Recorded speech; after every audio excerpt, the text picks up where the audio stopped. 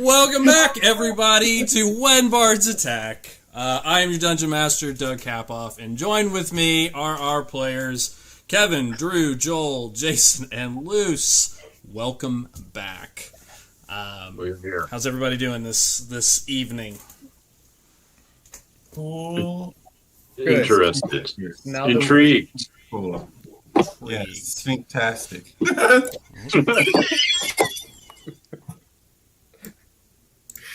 Lord help. All right. Well, I'm sorry. Okay, we're good.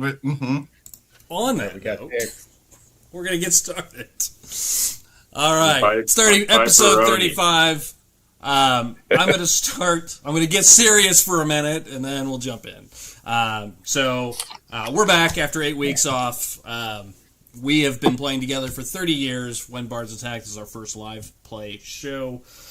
We took a long break, as everyone here is aware. If our listeners are not, we lost our good friend Matt, who was playing Karak to a tragic car accident.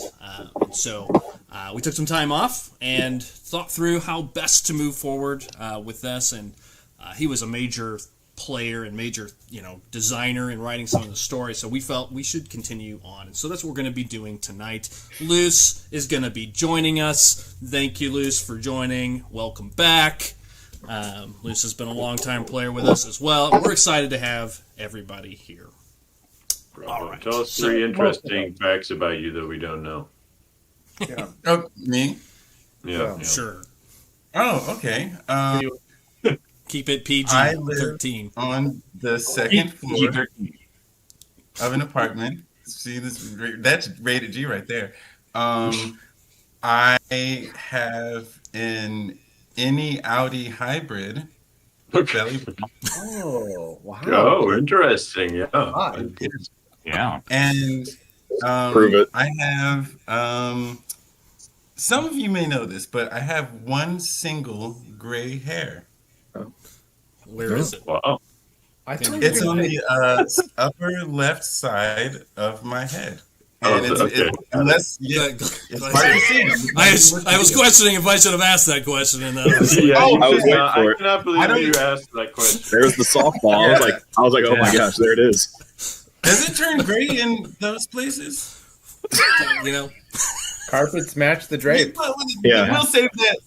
We'll save the Q&A for later. Anyway, those three. Tune into for that answer. Tune into When Bards Attack After Hours. Yeah. All right.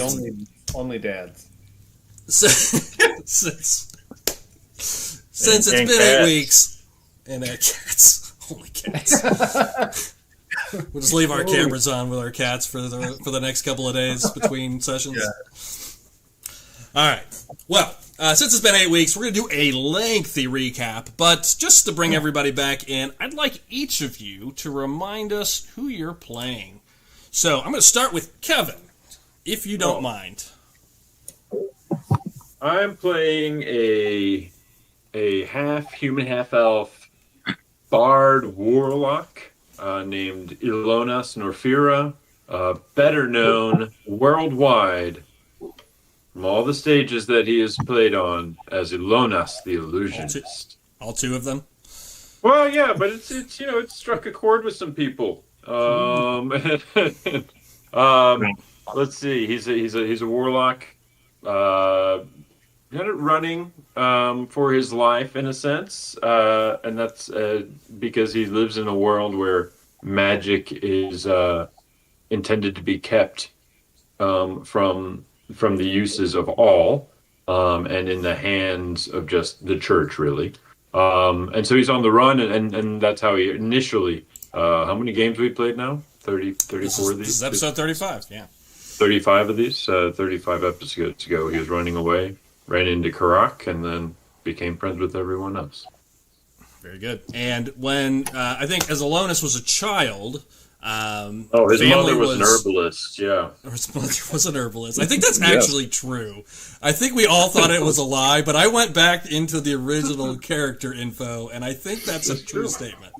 It was, it was always true. What did his grandfather do again? I forgot. He'd have to remember which lie he gave you, so... Force form. Wow, what a sentence. But Alonus' family was killed in a tragic fire, and Alonus' primary memory of that is riders in black leaving. And I think if I remember correctly, Kevin, one of the reasons Alonus is very distrustful of the church is you had a family member that was close to the church, and they really sort of brushed the whole thing under the rug, almost like a cover-up. So, correct. All right, so that's Alonus. Next, looks like we have Willywa is next. Oh, shoot. Joel. Yeah, I'm playing Willywa, who's an Air Ganassi, who is a fighter warlock. And he's the, sort of the spiritual leader of the group, the priest. Takes a lot of donations. He makes donations. He says the prayers. Keeps people on the right path. And he is looking to destroy the moon. Right. I don't think anybody's asked him why yet. I don't think so. We're all afraid of the answer. Afraid of the answer. That's right. However, in episode, I don't remember the number, we learned that a great power is being kept on the moon. So maybe there's truth to his madness that we have now. All right. Thank you, Willywa. Joel. Next up, looks like Jason Urskar. Okay. I am playing Urskar Grimshroud, a human that is a barbarian and rogue. My character had a plague go throughout his village and ventured outward for help, and luckily ran into Alonus, and thanks to his help and his knowledge from his mother being an herbalist, saved my village, and now I am in debt to Alonus, and I will help him out, help our group out to rid the land of this plague. That's right, because the plague is still spreading. The village elder's daughter, I think it was, if I remember correctly, was saved. But yes, we still don't have a root cause of that, though we have some ideas now. So more to come there. Finally, I believe she was saved many times over. Yeah, yes. Drew, Aaron, what do we know? Aaron is a elf for all intents and purposes. They are a cleric, ranger, archer, in the service of the esteemed prophet Willywa for undisclosed reasons as to why they are necessarily a cleric is following around a warlock. Well, nobody knows he's a warlock. Yeah. Well, everyone knows that he's not a real cleric. That is true. It is. The group is pretty much aware that he's not a real priest. He dresses like a priest. Yeah, and Aaron. Have I told anybody the reasons why? Because I think everybody I actually have told the reasons has died. I believe the group and our viewers know a little bit at this point, which is that you have suspicions that there's something going on with maybe a faction in the church or something tied to the church and the government itself, that there's some shady dealings happening. And I think you ultimately left originally to investigate that further when the story started. Absolutely. They're putting fluoride in the water, all kinds of shit. Right. Okay, with that, I'm going to kick us... That would be a good thing. I mean, this day and age, I mean, it's been 35 episodes. I don't think anyone's brushed their teeth yet, so... People got bad teeth. Yeah. It's amazing you have any teeth, honestly. All Magic. Right. With that, we're going to kick off the recap. So here we go. Bonus is just gumming it. Thank you. All right, here we are. StarFall. A realm once shaped by gods and nearly destroyed by mortals. Aerith. 1,000 years ago, when extraplanar forces threatened the world, the gods gifted humanity with magic, a spark of divine power meant to defend all of creation. But like all power, it corrupted. In their ambition, some mortals turned that gift toward dominion and summoned an archdemon whose descent scorched the skies and shattered the heavens. The event became known only as the StarFall. The gods defeated this creature with the help of mortals, but at great cost. Weakened and diminished, they withdrew from the mortal realm. In their absence rose the Church of the Pinnacle Star, stewards of magic, sworn to guard its use and prevent another catastrophe. For centuries, peace held. But peace is a fragile thing. Old magics stir, shadows lengthen, and something beneath the surface of Aerith is rotting. In Chapter 1, Corruption. In the frontier town of Northvale, 5 strangers were drawn together. Alonus, the illusionist, Karak, the seeker of lost truths, Aaron, the delusionist, the delusioned priest. Sorry, my notes. My notes were saying. Oh, wow. Aaron, the disillusioned priest. I can't get there. There we go. Okay, yeah. It's a slow priest. start. It's a slow. We'll get there. Baby steps. Urskar, fighting to save his people, and Williwa, chasing the moon. A plague spread through the land. Crops blackened, beasts were twisted, and villages fell ill. Deep in the western woods, the heroes uncovered a buried psychic horror, controlling gnolls and further spreading corruption. They destroyed it, but the plague did not end. In Chapter 2, the Inquisition, the church arrived in the small village of Northvale. Lord Farron Lodash and the Celestial Knights, essentially almost like Jedi for this world, kind of guardians of the church, locked down Northvale. They were hunting for a rogue magic user tied to a group called the Untamed, accused of murdering an acolyte in the nearby city of Solus. Beneath the town's mine, the party discovered Miram's Rest, a hidden crystal temple. There they learned that Miram, the goddess of moon and darkness, did not abandon Aerith as the scriptures foretold. We learned that she has been asleep, fading, and the corruption now threatens her divine spark. The group secured her crystal, but betrayal and death followed. Red Jenny attempted to steal it, but she was murdered. The magistrate of the town vanished, and the knights tightened their grip around Northvale. In Chapter 3, the Fate Weaver.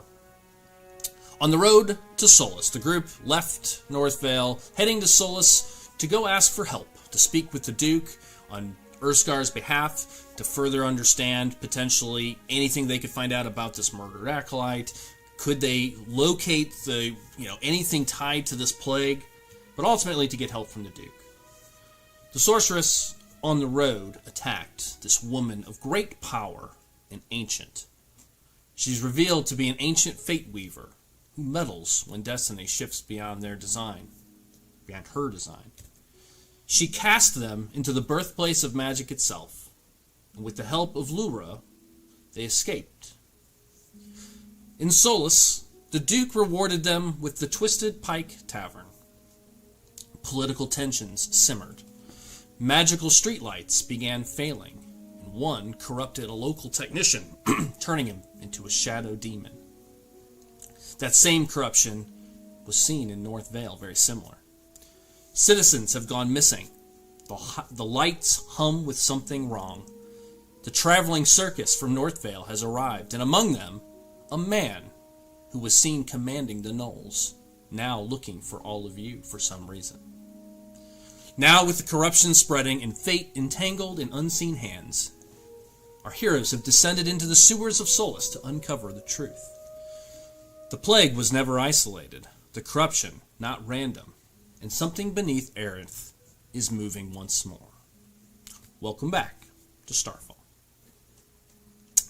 Couple of key notes. That's my general recap of where we're at, but I'm going to get you some specifics for some reminders. As far as the world of Aerith, remember there are two known continents, Kaldis, which is where we are at, and Oldera, which is considered the old world. Many thousands of years ago, the people left Oldera and came to Kaldis and resettled. Kaldis is where our story takes place, and in that continent, the country has been divided into 5 countries: Paedora, the north; Vidia, the south; Havanir, the west; Alcinar, the east; and Caldisa, the central lands, which is where our story takes place. In Chapter 1, we learn that Urskar's village has been infected by some sort of disease or plague, and that's ultimately where our story started. It began with a fire and the near death of a family that reminded Alonis of his own family's traumatic start. After rescuing the family, our heroes made their way into the western woods of Northvale.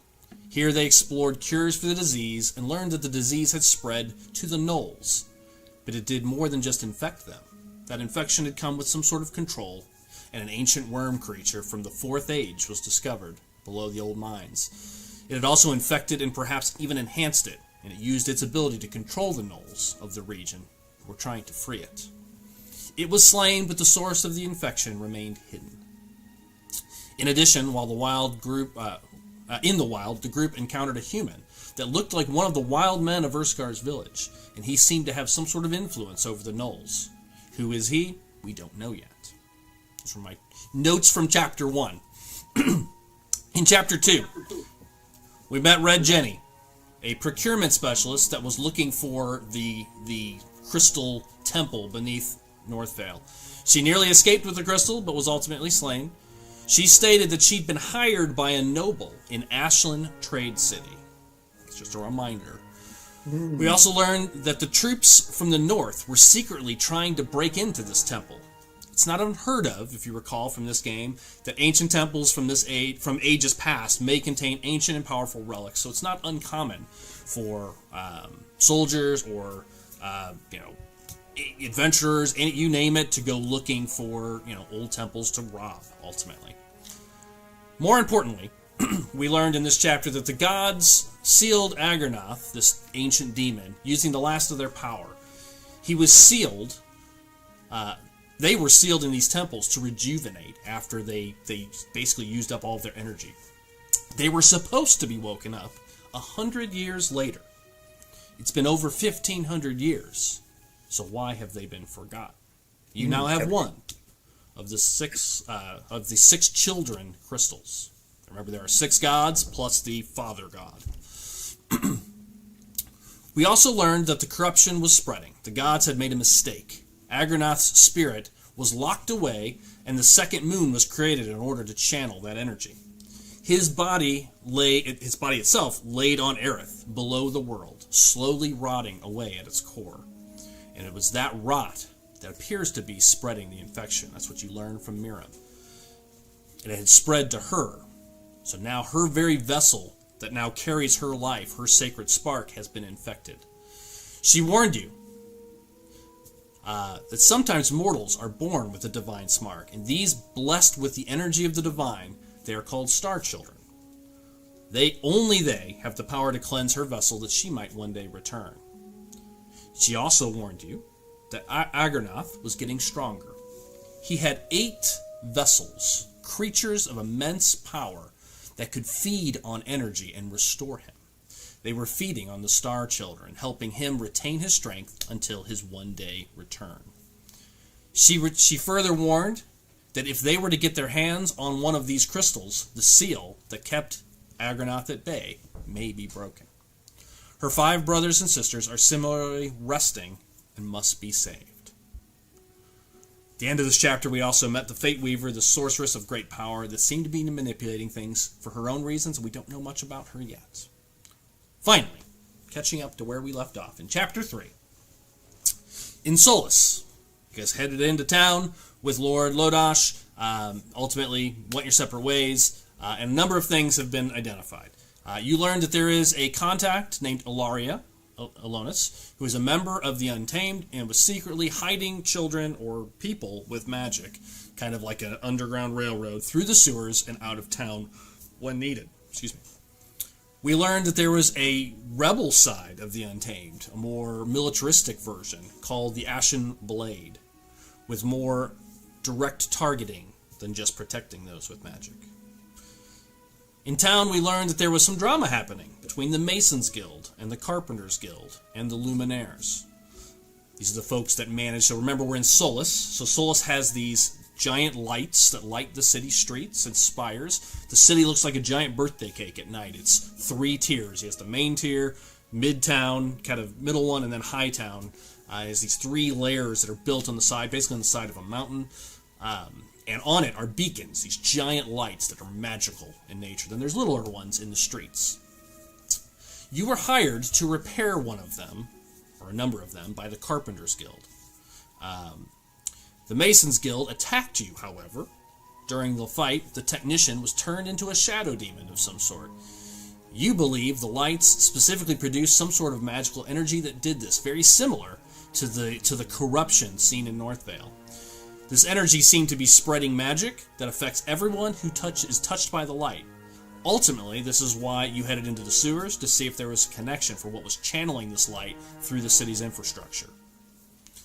The circus from Chapter 1 has returned, as I noted in the recap, and the ringmaster was looking for you all, a woman with blue hair. You saw her accompanied by the man that was ordering the gnolls around. You do not know why, but you overheard them say they were looking for all of you. You learned that your inn, which you've now received, was used as a smuggler's hideout.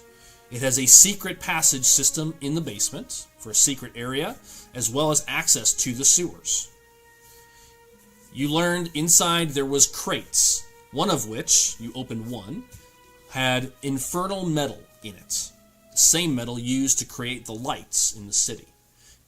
You learned from Davin, Davon, as you called him, a young wizard that was part of the smuggling group that attacked you all, trying to get the metal back, that this metal is been shipped in from Ashland City, again, same city that was mentioned earlier, has been being brought into town. They were asked to come get it out since the owner of the bar had been arrested.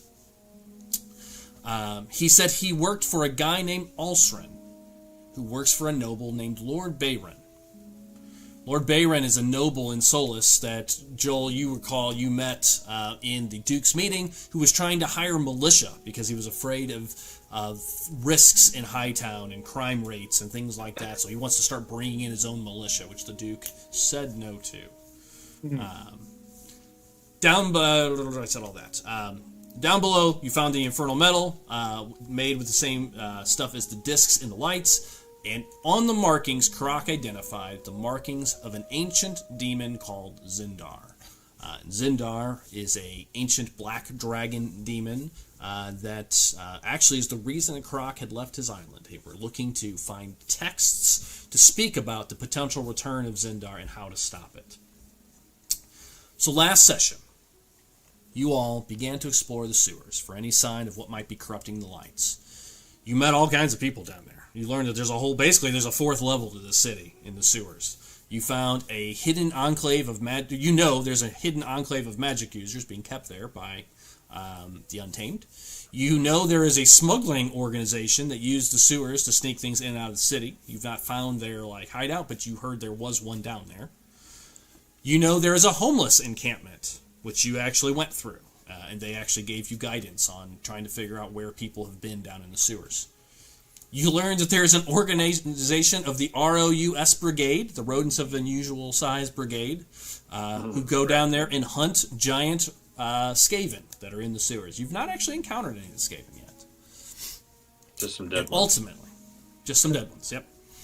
Ultimately, you came to a junction, as you guys were making your way through, where you were ultimately assaulted. You'd believed you'd been getting close, finding clues as to where some of these people have been down here in the sewers recently, following footsteps and other clues, and you were ultimately attacked by a group of 4 or 5 individuals. One of them seemed to be a powerful magic user, which is, as we've talked about in Aerith, very, very rare. Blatantly used magic and did quite a bit of damage to the group. You had just finished attacking and ending that fight when our story stopped. And that is where we're going to pick things back up. So, a lot of recap there, almost 30 minutes of recap. What questions do you guys have as players that you want to poke at, just as reminders or what have you, before we jump in? Actually, Doug, there was... did you mention the discs? Yep. Did you mention the Zindar? Yes. The Zindar's... Okay. Yeah, is noted, was used on the discs, yes. There was markings of him on the discs, and the metal you found in your bar is the same thing that the discs are made out of. Got it, yeah, okay. I have like a partial note here that But we didn't... We came down here because a little girl was kidnapped, correct? Yes, you started. You're right. Actually, I forgot about that. Thank you. I couldn't remember. It's been 8 weeks. I couldn't remember the exact reason. You had suspicions that there was something going on in the sewers, but you're right. As part of those suspicions, you had been tracking a young girl. Her body had vanished, and clues pointed to the sewers. And then you started learning other things down here. Okay. That is correct. Good reminder. And then we had that kid with us. He stayed up above. So David stayed above and said he was going to wait in some of the restaurants up there until you guys got back. He refused to go into the sewers. Smart kid. Yeah. Being that some of you are at 1 hit point currently. Who's that? That's Jason. Of course. Yeah, well, that's I mean, it's mildly surprising. That's generally If it's in a constellation J, that has the same problem. No, you don't. Yes, Jason was knocked onto 0 twice in that fight, as it were. 3 times. I listened to it back the other day. So okay. I listened to the last part. I only got the last 2. Yeah. I think Drew healed me, and then as I stood up, he blasted me again.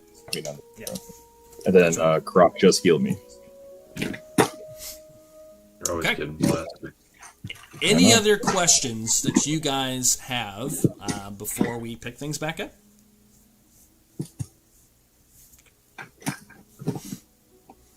Been a lot, I realize. All right, well then, if not, we're gonna jump back into our story. You guys are in a small mini cistern, kind of like just a small little chamber with 2 exits. One that they were heading down, and one that they did not. It was to the left. There's really a left and a right path here.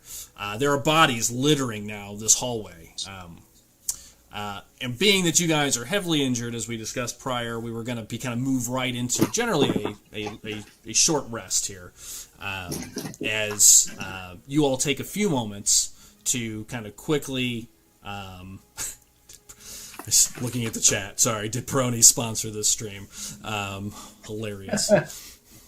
No, you see a couple of these bodies, you've checked them, and as you did, you'll find a number of things on the bodies, which I'm going to start with that just as a cleanup from our last episode. There are 4 of them, 4 humans in the room, or in this kind of sewer area.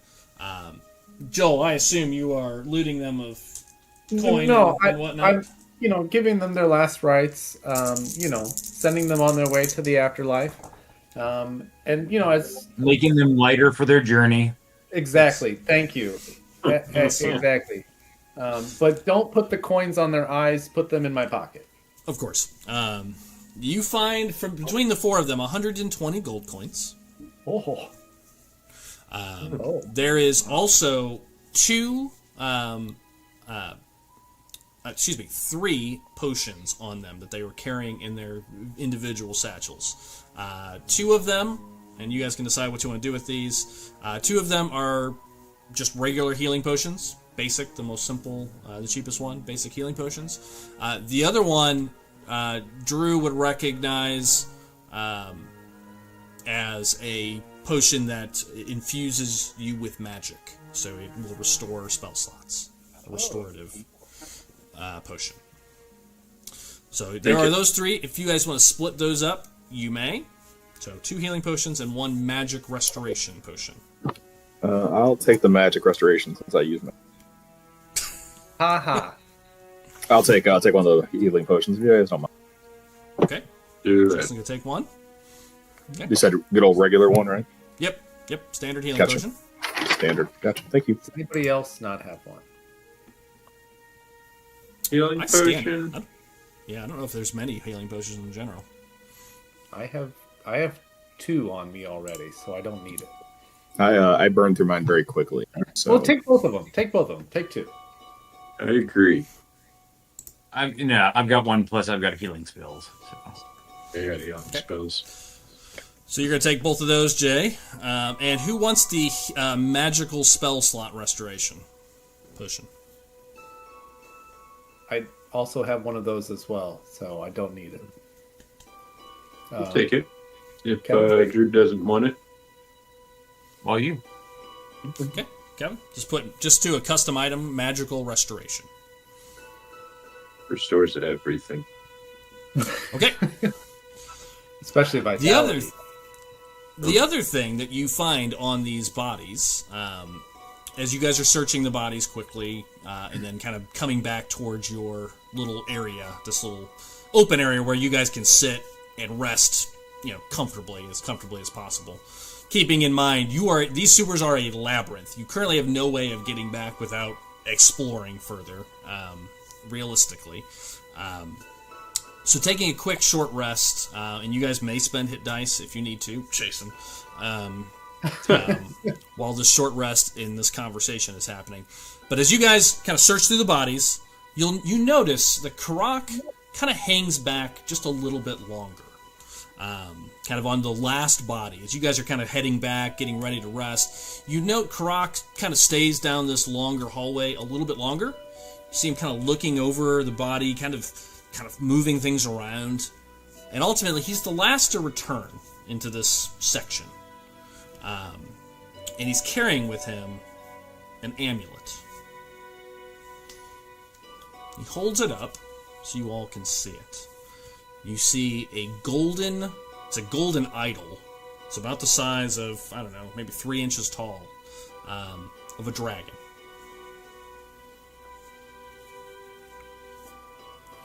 He just kind of holds it up to show you all. What do you got there, big guy? This is what I feared. This is the idol of Zindar. I have seen it before. Doug, I think it would be more like, Alonus, this is what I have feared. It would be the idol of Zindar. Your weakness cannot understand.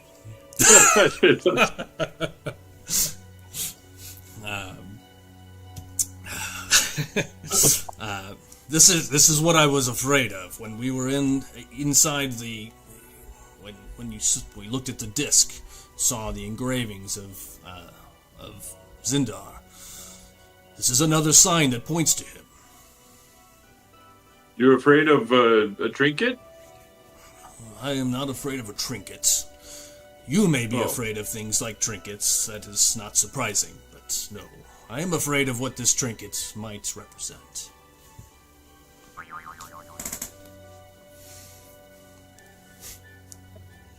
Is Zindar like a family friend of yours or something? Well, as I said earlier today, I know your memory is short, Willy Wah. Zindar was a dragon demon that came here many ages ago. It was him who is the reason that our tribe left Aldara. We have feared his return. His return is the sign of the end times beginning. He is a harbinger of death.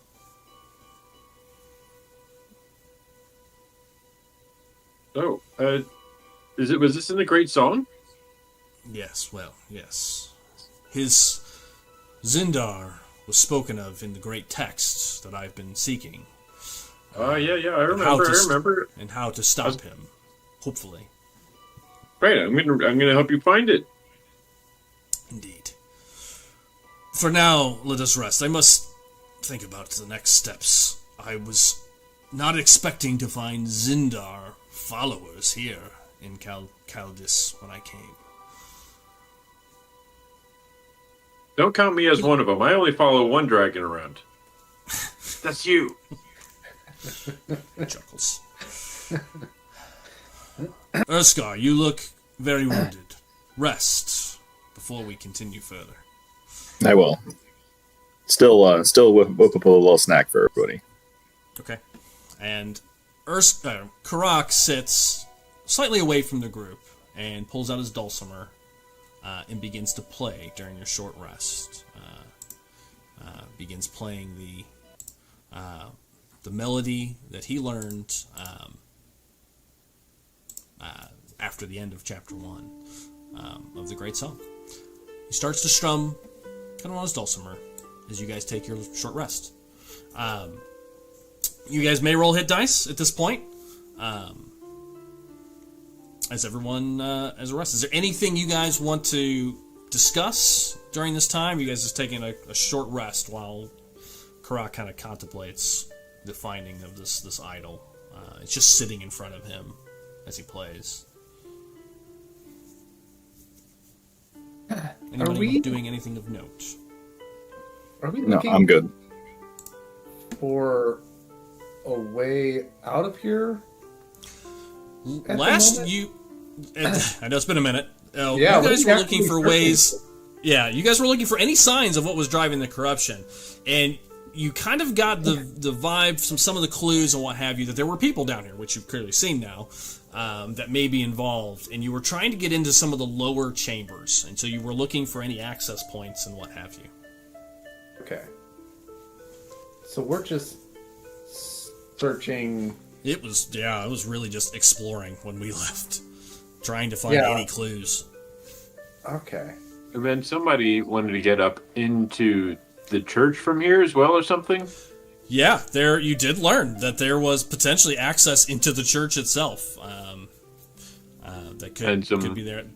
That could have been Karak. I don't remember. It's been a little bit. I think it's been. We everybody had like a different thing they wanted to find down here. Yeah. I feel like. Yeah, I think there's at least like three things. I do think that could have been Karak. Do you remember from if you listened recently? Do you remember why he wanted to get into the church or the catacombs? Right. Yeah, in the catacombs. I believe I had said and suggested that there'll be ancient texts and tomes there, and there could be something that leads to like the text that Karak is looking for. That may have been what it was. Yes, that's what it was. Okay, I thought so. My memory's somewhat still here. A long time ago. 3 months ago. Yeah. 3 months ago, right?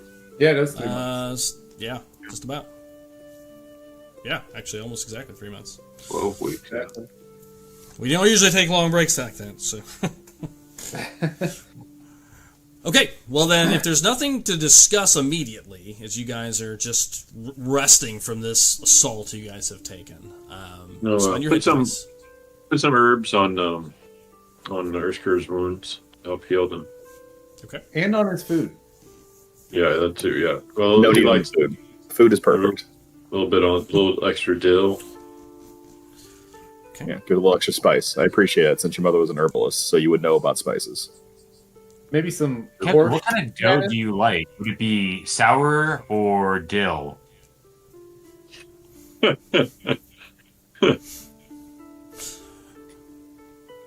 An hour goes by. Roughly 45 minutes to an hour. I'm going to leave that alone. Just going to leave it alone.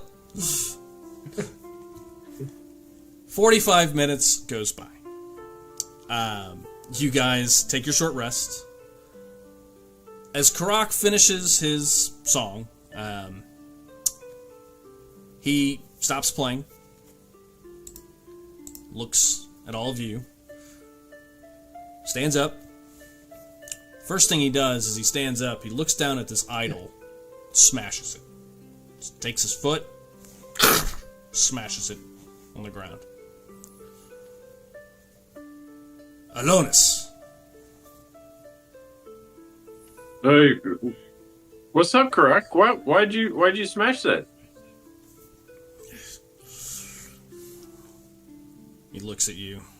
No idol of Zindas should be kept. Yeah, you gotta get that rage checked out. Well, he is a barbarian, to be fair. Maybe see a therapist or something. I can be your therapist. Well, my great uncle was a therapist. A darn good one, too. He's not actually that far from here. If you want me to introduce him to you. No, that is unnecessary. Alonus, while I was resting, while I was playing the great song, I saw something. A vision. What was it? Like the night of the fire in Urskar's village. He's saying this so everybody can hear it. It was my father speaking. He spoke to me. Did he come back from the future? That's right. I forgot all about that. Oh my gosh. Oh, that's hilarious. Right. Father was a time traveler. Yes. This is what happens when your players write up something and don't talk to your GM beforehand in any way, shape, or form. I remember him saying that, and I remember me going, I don't think that's right. And then I moved on. And then I moved on, and I totally forgot until this moment. Thank you, Joel. Well, I thought we had kind of discussed that was a lie that his mom had told him. Yes, most likely. Yeah, I had to go get cigarettes. You know? Yes. Yeah, you're right. Exactly. Yes. One of the few things I hold in D&D core lore, no matter what game we're playing, is there really is no time travel. So, time magic is like a forbidden, like dietic type of magic, if such a thing exists. No, my father spoke to me, Alonus. Oh yeah, I forgot you had a father. He has been gone for some time, but I heard his voice. I fear I may be on the wrong path this day. No, well, we'll just. I mean, there's a fork in the road up here. We'll just go left in the sewer then. No, you do not understand. Weeks ago, I spoke with the witch, that sorceress. She told me that I was not a part of the great story, the great song. And my father has said the same thing, that this is not the path I was meant to be on. And though you... Where are we going? Weak. Well, that is where our paths, I think, must diverge, Alonus. Though you are weak, and your motivations frequently off-putting. I'm always saving you! Yes, but then there's all that magic, that's manipulative magic, that's very questionable. Or what, does it lack integrity? Yes, integrity. But where you lack integrity and strength, your heart is strong. Like the day I saw you run into that fire, I knew that I was following the right person, that you were a part of the great song. I was really hoping there was no follow-up to that. It was just like, while your magic lacks integrity, it's dishonorable. Like, full stop, period. You are a part of the great song. I can't do it without you. I fear you must. My father has called me home, to my island, west of here. We must prepare for Zindar's return. I'm afraid that the signs now point that it could be any day now. My people were bred for his destruction, and we must prepare for that battle that may come. Father has called me home. He puts his arms on your shoulders. But you, my brother, You must carry on the great song. You were sung about in the great song. You must find the book that I was seeking. I'll bring it to you. That's maybe. I would be fine with that. But you must find it. We must continue on this path, as we are clearly on the right track. The song has spoken of this corruption and things happening here in Solus. I know we are close. Continue on this journey, Alonis. You must. I will do it. I'll do it with integrity. I would like to believe that. I promise I will. I wouldn't let you down. I've never let you down before. That too turned out to be a lie. I forgot to turn those sounds off, so everyone is hearing those now. Yeah, well, whatever. No, it's fine. It's perfectly fine. It's just funny. The things people don't know about behind our stream is the funny sound effects happening.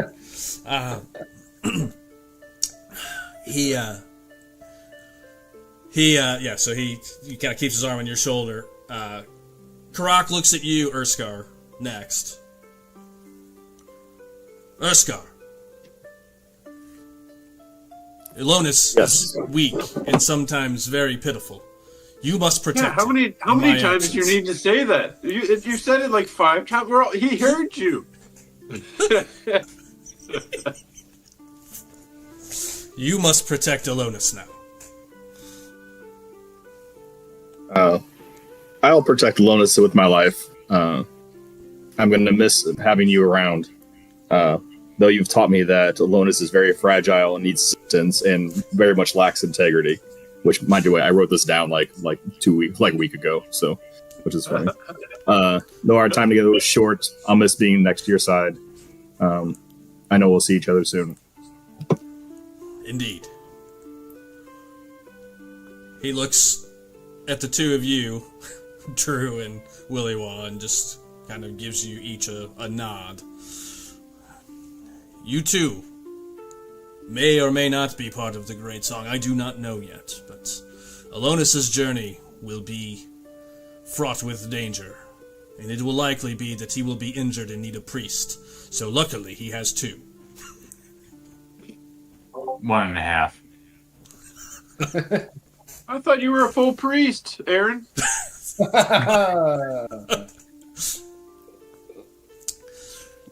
Clearly, Alonis will need all the help they can get, as they just demonstrated. Indeed. I will go now to my home. If you find the great texts, Alonis, yes, please bring it to me.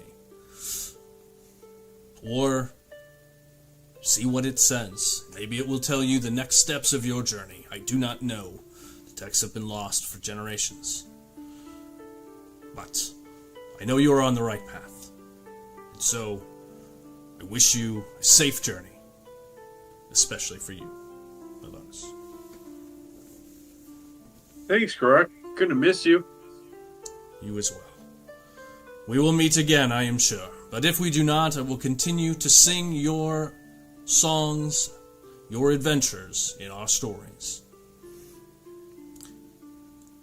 Take this with you. Grabs the dulcimer on his back, hands it to you, Alonis. Oh, man. Take this with you. Learn the great song. Do you have it like written out or something? Oh, no. He plays it all the time.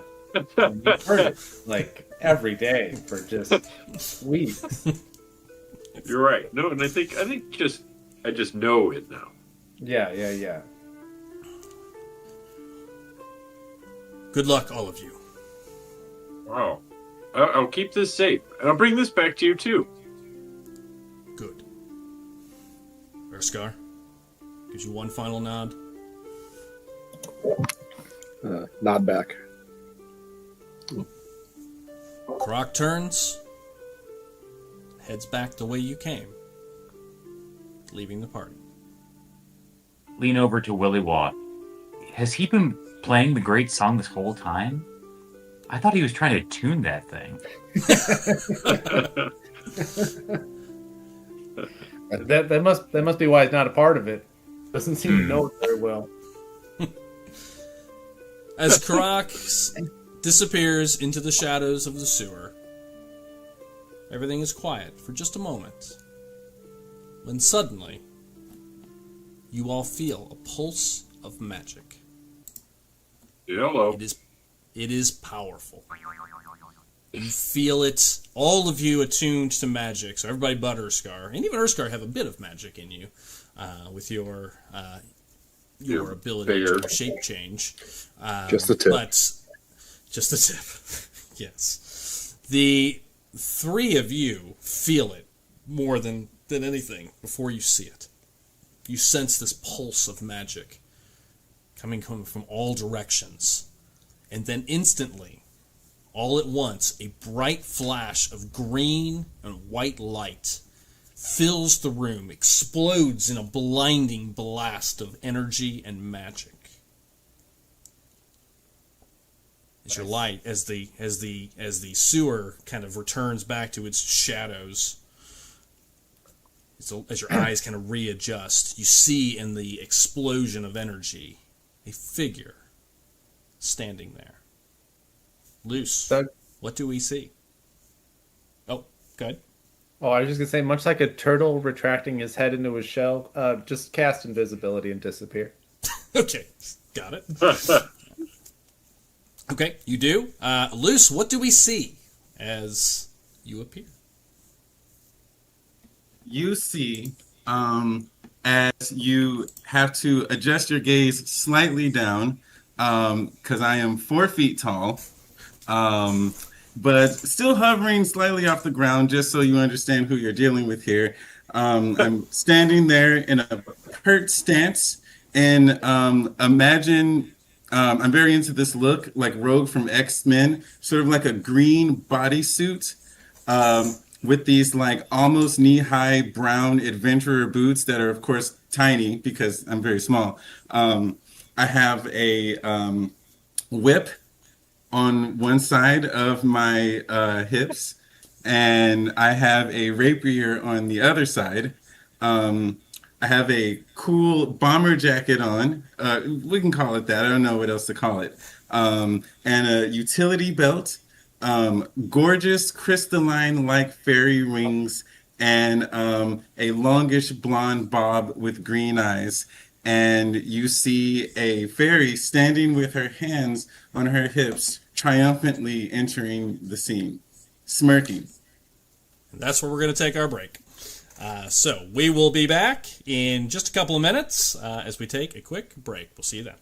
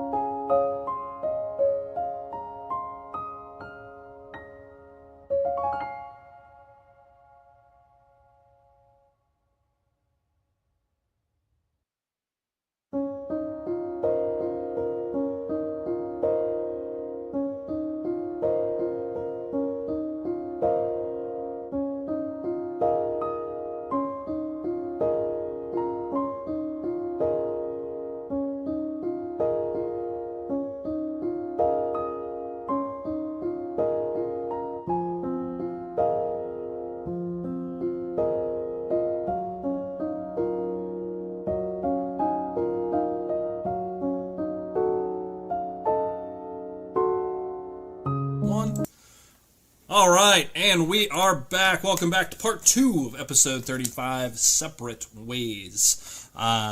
Where we left off, our heroes were saying goodbye to their companion, Karak, who has left, and in his wake, moments later, a flash of magical energy and the appearance of a fairy. So, with that, I will turn it back to you all. You guys see this creature appear in front of you all. Weapon not drawn, right, Luce? You very said No, not drawn. Okay. Not drawn.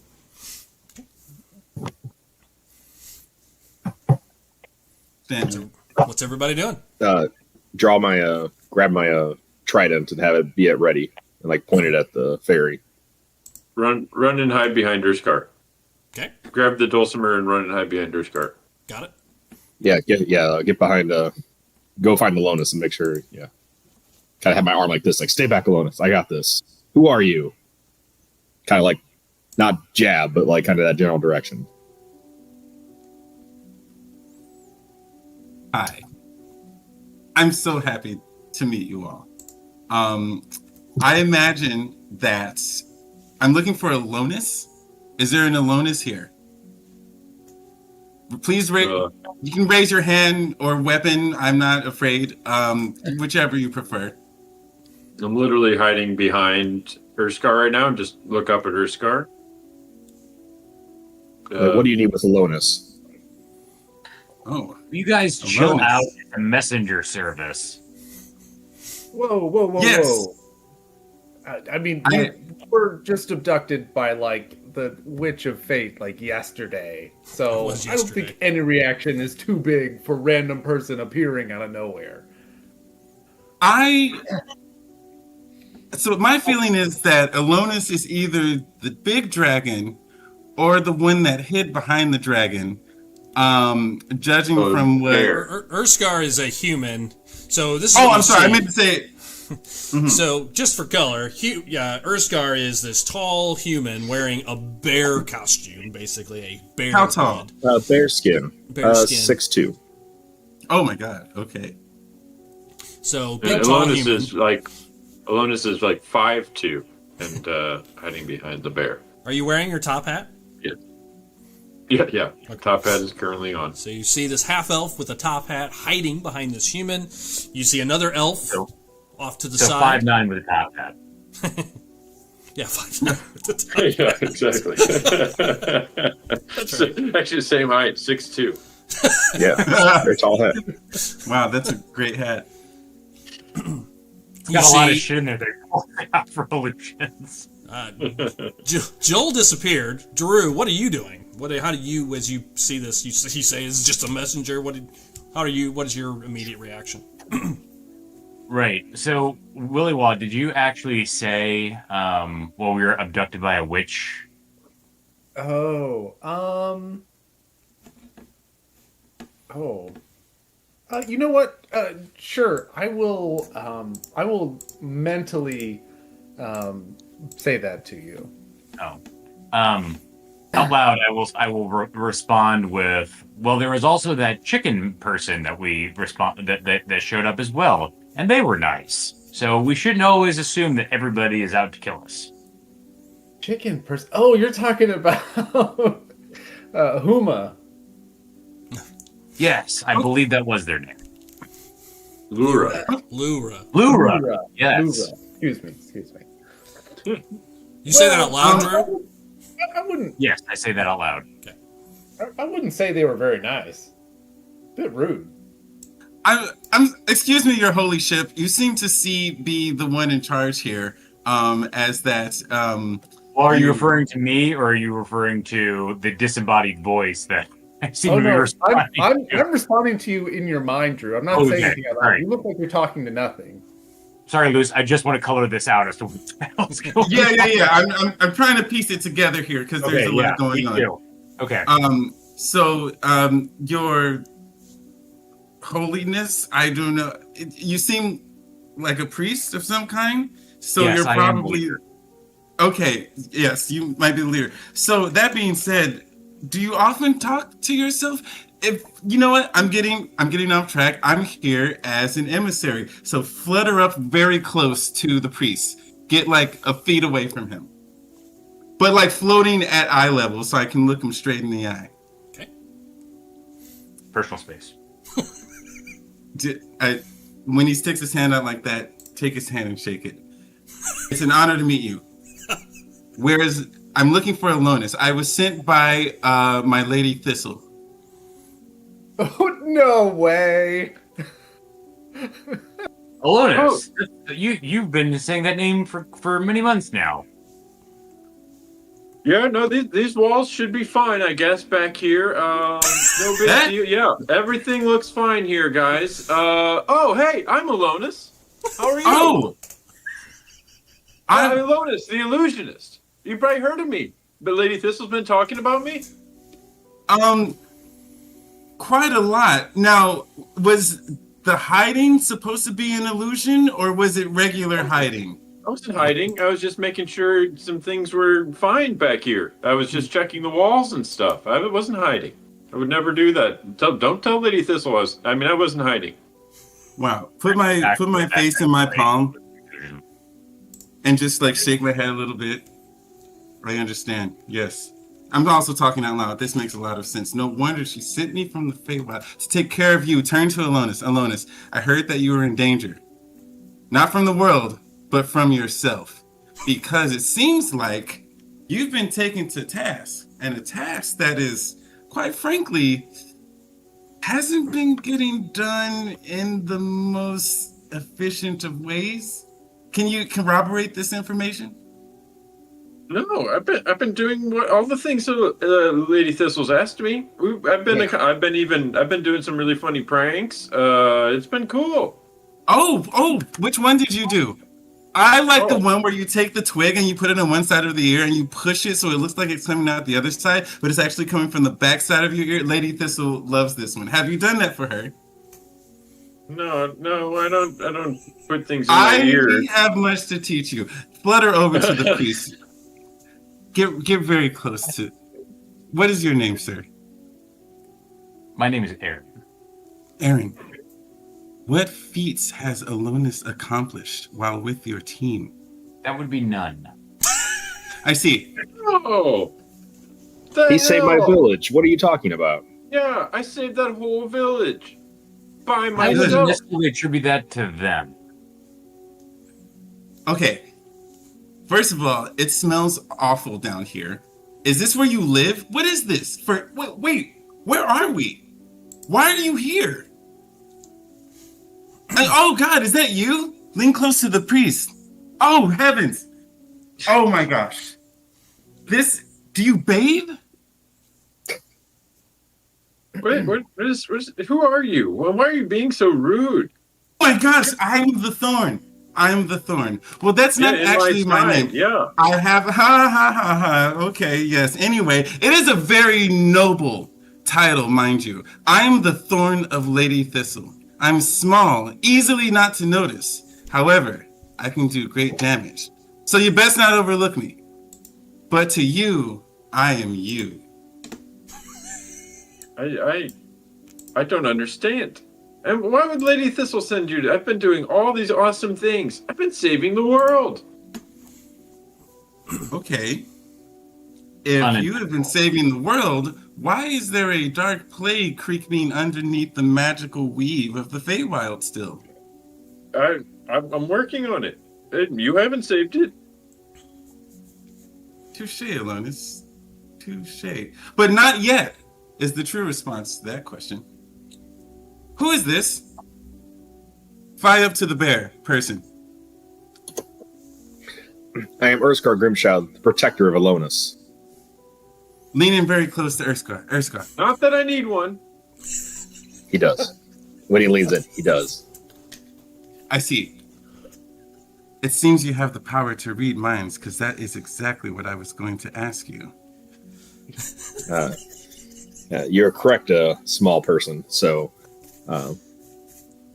what do you need with Alonus exactly?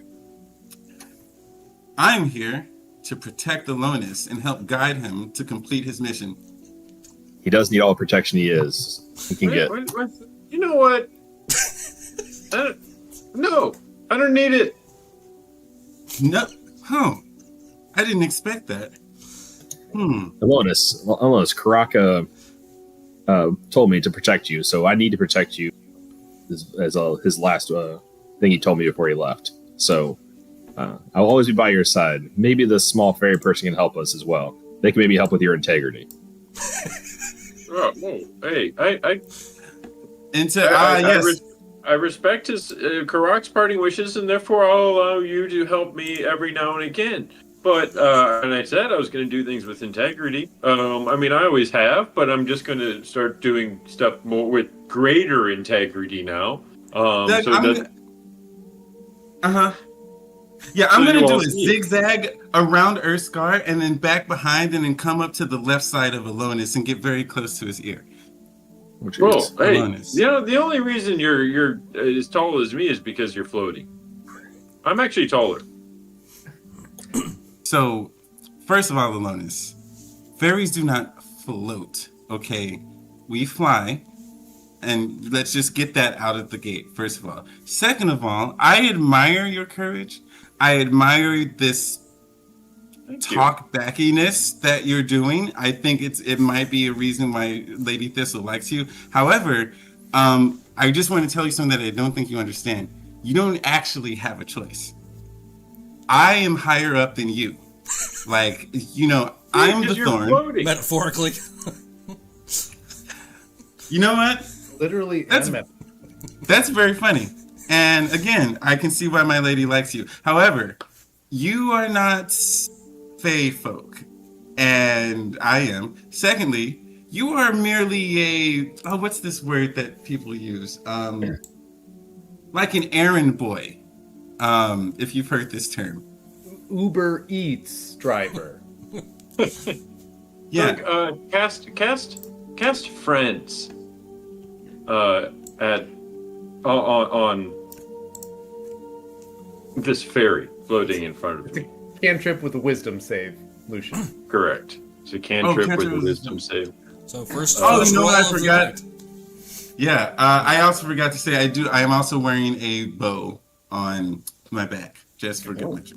Whip. So you said this is a wisdom save? Wisdom. Yeah, save. wisdom 15. Yeah. He wants to be your friend. Uh-huh. Okay. Let's do some wisdom. Kevin, I don't know if you've read the entirety of that cantrip, but they do realize that you cast it at They know at the end of it that it was cast on them. Yeah. Well, I failed.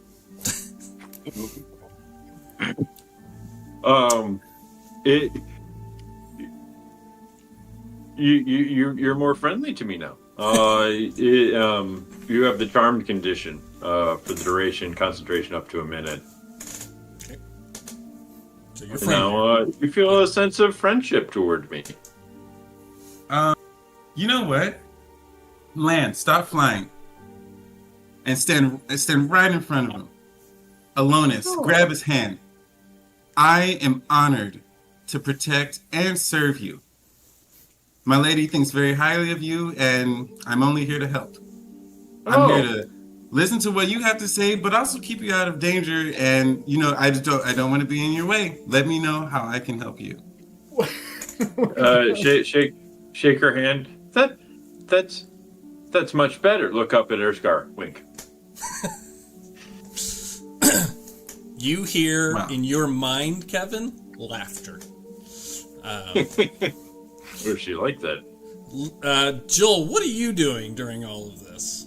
Just out of curiosity. I have my bow drawn and an arrow aimed right at the fairy. Okay, got it. Still invisible? Oh yeah. Okay. Oh, and I've slowly been moving back as far down the hall as I can to stay within eyesight to be able to take a shot. Okay.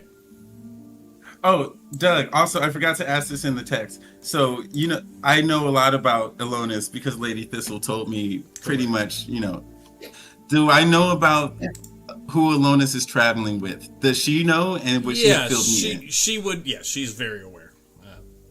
Okay. And, well, in that case, also say, well, I see the three of you. I'm looking forward to meeting your other companions. I've never met a Dragonborn, and I've been very eager to become friends with Ganassi. I've heard a lot about them. I've read about them. I really admire them. They're like me, you know. They're wild and they're passionate and they never back down from a fight. And that's one of the reasons I took up fighting. Fairies don't really fight. You can see I fight. Whip out my rapier. Do you see this? I'm sorry, I didn't mean to scare you. Anyway, and you see this whip? That's why I'm so strong and speedy. But my strength doesn't come from my strength. I mean, that sounds like a riddle, and it could be later. But what I'm trying to say is, where's everybody else? Well, our Dragonborn just left on a vision quest to go find themselves. Noble. And our Ganassi is around here somewhere, cowering. Probably with an arrow drawn, pointed at you. Or any of us. Why would it be at me? You wouldn't point it at me. He likes me. Well, that sounds... Sometimes. I see. So you have a playful Ganassi that loves hide and seek. Ha! Yeah, let's say that. Okay. Start creeping around. Walk away from Alonis. Like, are you like, what are you like trying to like find the Ganassi? Yeah. So hello. Oh, also because I'm a fan of the Ganassi and their people, I took it upon myself to learn Primordial. So say in Primordial, hello, and start like putting out my hands around me as I'm like walking to what seems like an open space. Okay. Oh, open up a mind link with him. Okay. Oh, Her. with there.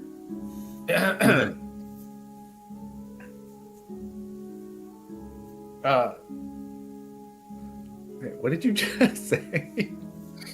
They're playing hide and go seek with you. Yeah, I'm Marco. colder.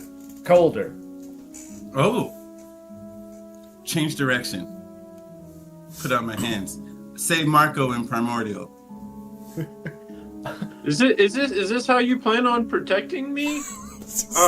It doesn't seem very helpful. But Alonis, you see pure joy on this woman, this fairy's face. Like as they're trying to find, you can see it looks like a game of hide and seek. You see like actual joy. Nice. Doug, I'm gonna once I've got the fairy completely turned around from the direction that I'm standing, I'm gonna cast Silent Image and make a image of myself appear down the hall, only like way bigger, and glowing a bit. Okay. There you go, Liz. Or you, as it were. Wow. I did not expect you to lose so easily. You just gave up. Fly over to the giant.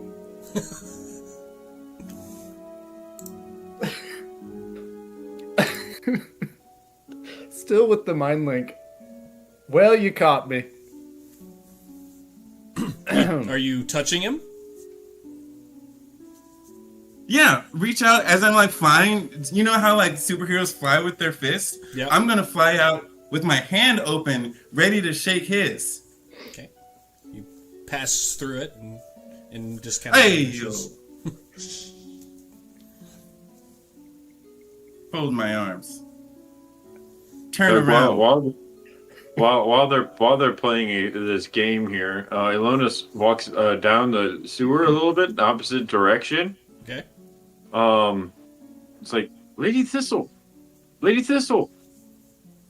What is going on here?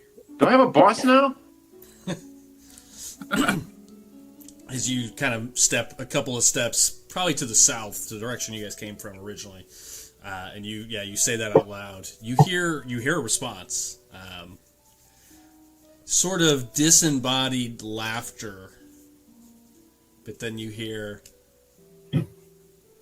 I've sent you some help. With I've been doing a good job for you. You're doing a great job, Alonus. You've been a very good boy. Okay, will you pass that along to this flying fairy? The fairy is there to protect you. With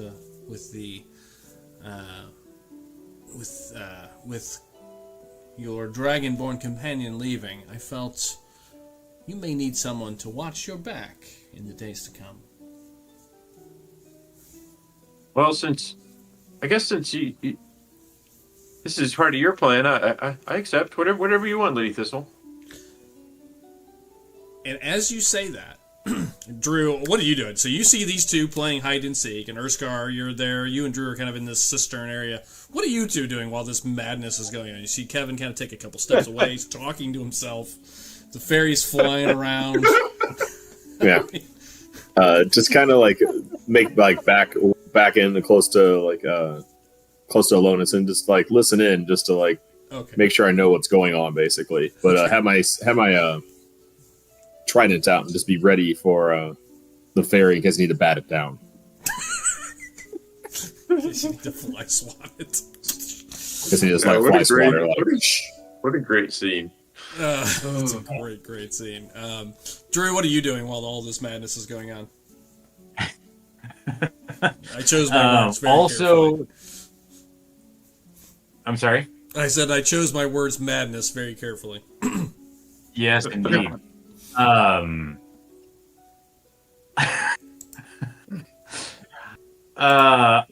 would normally be talking to Urskar and suggesting like, what kind of worshippers does Lady Thistle have? But instead, I will just sort of look up and say that to myself as the headache begins to set in. Now, you're a pretty learned person, Drew. You've kind of traveled the world. Thank you. You have kind of understanding of magic. Do you have are you proficient in Arcana by any chance? I am not proficient in Arcana. What is your plus? It is a +6 for my Arcana. Oh, that's pretty good though. So you're pretty knowledgeable regardless. Go ahead and make an Arcana check for me. Just want to spill out some potential information as you're rubbing your temples and thinking about what the hell's going on around here. Kind of middle of the road. I got a 15. Okay, so yeah, you heard this fairy say they were from the Feywild. Things that you know about the Feywild, not a ton, but you have a Fey ancestry, so probably some knowledge, maybe research at some point. The Feywild in my world is really sort of kind of think about as the magical underside of Aerith. Think about it more like the Upside Down in Stranger Things, if it was instead a vibrant place of life instead of a hellish underworld. But sort of an opposite version of Aerith, without the technology and the structures and buildings, but it's really almost like a copy. And the Feywild is where it is believed magic sort of comes from. It is the lifeblood of magic. And yes, you would know that much about the Feywild. You would know that they are creatures of pure magic.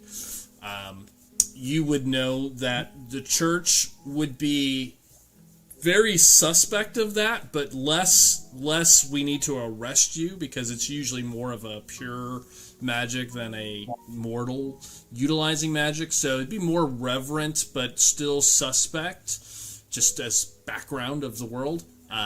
But you would know it is sort of like the magical underside of Aerith is what the Feywild is. And fairies can be very playful as well, kind of playful trickstery kind of vibe. That was going to be my next question. Is like because if I remember it serves in like actual D&D, the Feywild is like kind of a place of Midsummer Night's Dream, Oberon, tricksters kind of stuff. Yep, yeah. Kind of very on point. You would know that the Feywild is ruled by 6 rulers, and Lady Thistle is one of those. You would know that much of the Feywild. So those are things you would be aware of as you're thinking about it and you're seeing this fairy dancing around and flying around. Those are the things going through your mind.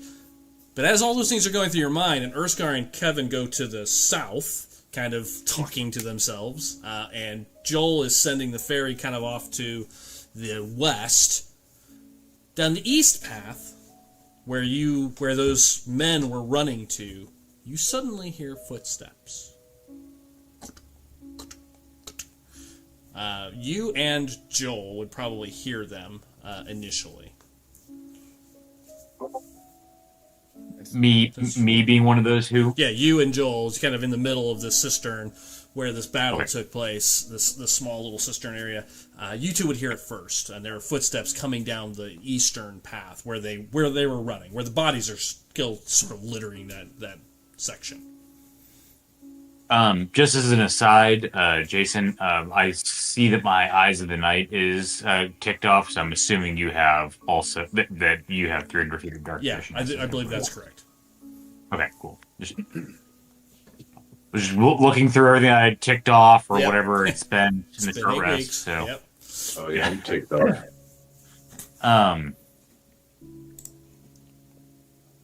So I hear footsteps. Yep, you hear boot prints. They're not being stealthy. You hear sounds like multiple pairs. Okay, so we've got a fairy playing hide and go seek. Correct. A elf talking to themselves with a bear trying to eavesdrop. I will go ahead and yeah, I'll go ahead and use, where the hell is it? Yes, I do have it. Thaumaturgy, just kind of in a booming voice of like, everybody shut up, we've got company. Okay. In a way that kind of like cuts through whatever everyone else is doing. Okay, so everybody, you hear this voice, we've got company. Gotta go, Lady Thistle. Talk to you later. Hang up. Okay. Okay. You do. You all hear. You hear this voice. Drew, I think Drew and Joel, you would hear right as you say this. You hear a voice, just sort of real quiet. Drew and Joel, and then Drew, I think is right when you kind of say something. You hear, looks like they're dead.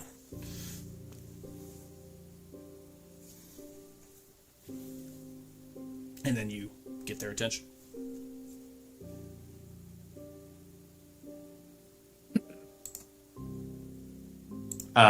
Who goes there? You yell that out? Yes. Okay. There's quiet. You hear murmurs first. Someone's talking to someone else. Well, while they're murmuring, say, I can hear you murmuring. Sure. You hear movement, not like rushing or anything like that, but you definitely hear like the sound of like clothes shifting, maybe armor shifting. So it's very notable movement, loud movement. Yeah, how much range do you have? Of dark vision? Of dark vision, yeah. 300 feet. 300 feet. Okay, so yeah, you hear movement, and they were just at the edge of your view. You see a person take a couple of steps out, kind of his hands up in the air. Well, my name is Maurice. You have nothing to fear from me. And then you see... This guy might be from the same part of the world you are. He has a very southernish accent. Yes, it actually reminds you of Willy Wah's accent. I don't know if I can do. I don't know if I can do Willy Wah's accent, but I'll do my best. Just think Foghorn Egghorn from Looney Tunes. Yeah. Exactly. Well, I do declare. Now what's all this here now we got on here? Yeah. Well, my name's Maurice, and you have nothing to fear from me. And you see, stepping into the... Sure. Yeah, it is. Well, it is where all the smuggling goes through, to be fair. And as he appears, you see he is a well-dressed mercenary.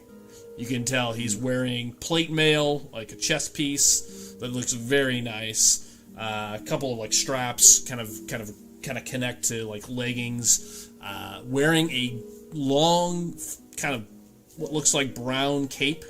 It's hard to tell the color in night vision, but kind of a dark fabric cape that goes down to his black boots. A very nice looking sword on his side. And stepping just a little bit further forward, you see a dwarf next to him that also looks like a mercenary of some sort, carrying an axe and a crossbow. And then another human appears to his left. You see the three of them kind of come into view as he just takes a couple of steps forward, so you're not yelling. Awfully busy in the sewers today. I was thinking the same thing myself. And you all hear this, so you guys can all start to react. Elonis immediately grabs the dulcimer and puts it on his back and straps it in tight, okay. Showing a sense of real importance with it, making sure he's protecting it. Got it.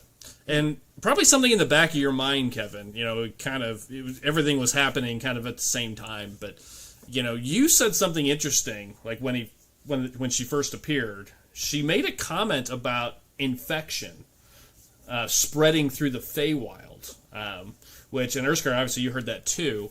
That sounds familiar to you.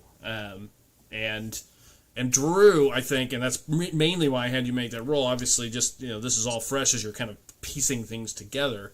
The Feywild is sort of like an underside of the world. This plague that you've been chasing, you've never considered. Could it be spreading beyond the borders of dimensions? Yeah, of the dimension itself. Yeah. So those are kind of things that might be rolling through people's minds for the moment, but kind of get cut short by this person appearing or starting to walk forward. Doug, as people start talking and hearing the booming voice, whiz back over to Aaron. Okay. Get very close after the team says, yes, it is. So a sewer is not a place of common congregation?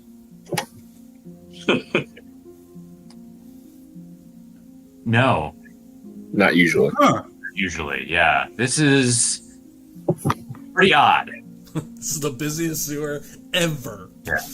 Yeah. Take out my notebook from my satchel. Smelly, not for congregating. Oh my God, we're having this bit. Put it back. But he just responded, I was thinking the same thing. That's what he responded with. What's everybody else, anybody doing anything? So Kevin, you strap on the dulcimer and kind of move back towards the group? Yeah, correct. Okay.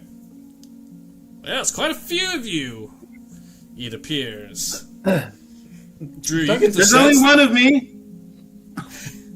Go ahead, Joel. I was going to say, are we at some kind of intersection? Yeah, so the cistern had an intersection, a three-way intersection, basically. The way you came, which is south, to the west, which is the way you were playing hide-and-seek, let's call it, and to the east, this is where the gelatinous cube came from that you guys fought, if you think back 3 months. Gotcha. And to the right is where the people tried to escape to, or to the east, tried to escape to in that direction. And that's where those voices are coming from. Drew, you're the only one that can see them, but Drew, as he says that, you get the impression he can see you just as well. Whoa. I was curious about that. Quite a few of you down there. Oh, a lot of us, like 50. You hear a chuckle. Drew, two more appear behind him, making their way. Two more humans. And they're making their as well. They're very slowly walking towards you. I would say at this point they're 250 now. Okay. And he's just casually walking. Why don't you just stop right there and let us know what business brings you down here? Well, I introduced myself. How about yourself? Did you? My name is Maurice. Maurice. Oh, right. Maurice the Quick, they call me. Depending on quick Is and it what. good to be quick? Yeah. I mean, Write this down. Maybe he did track and field or something. Perhaps. Sometimes it's good to take your time.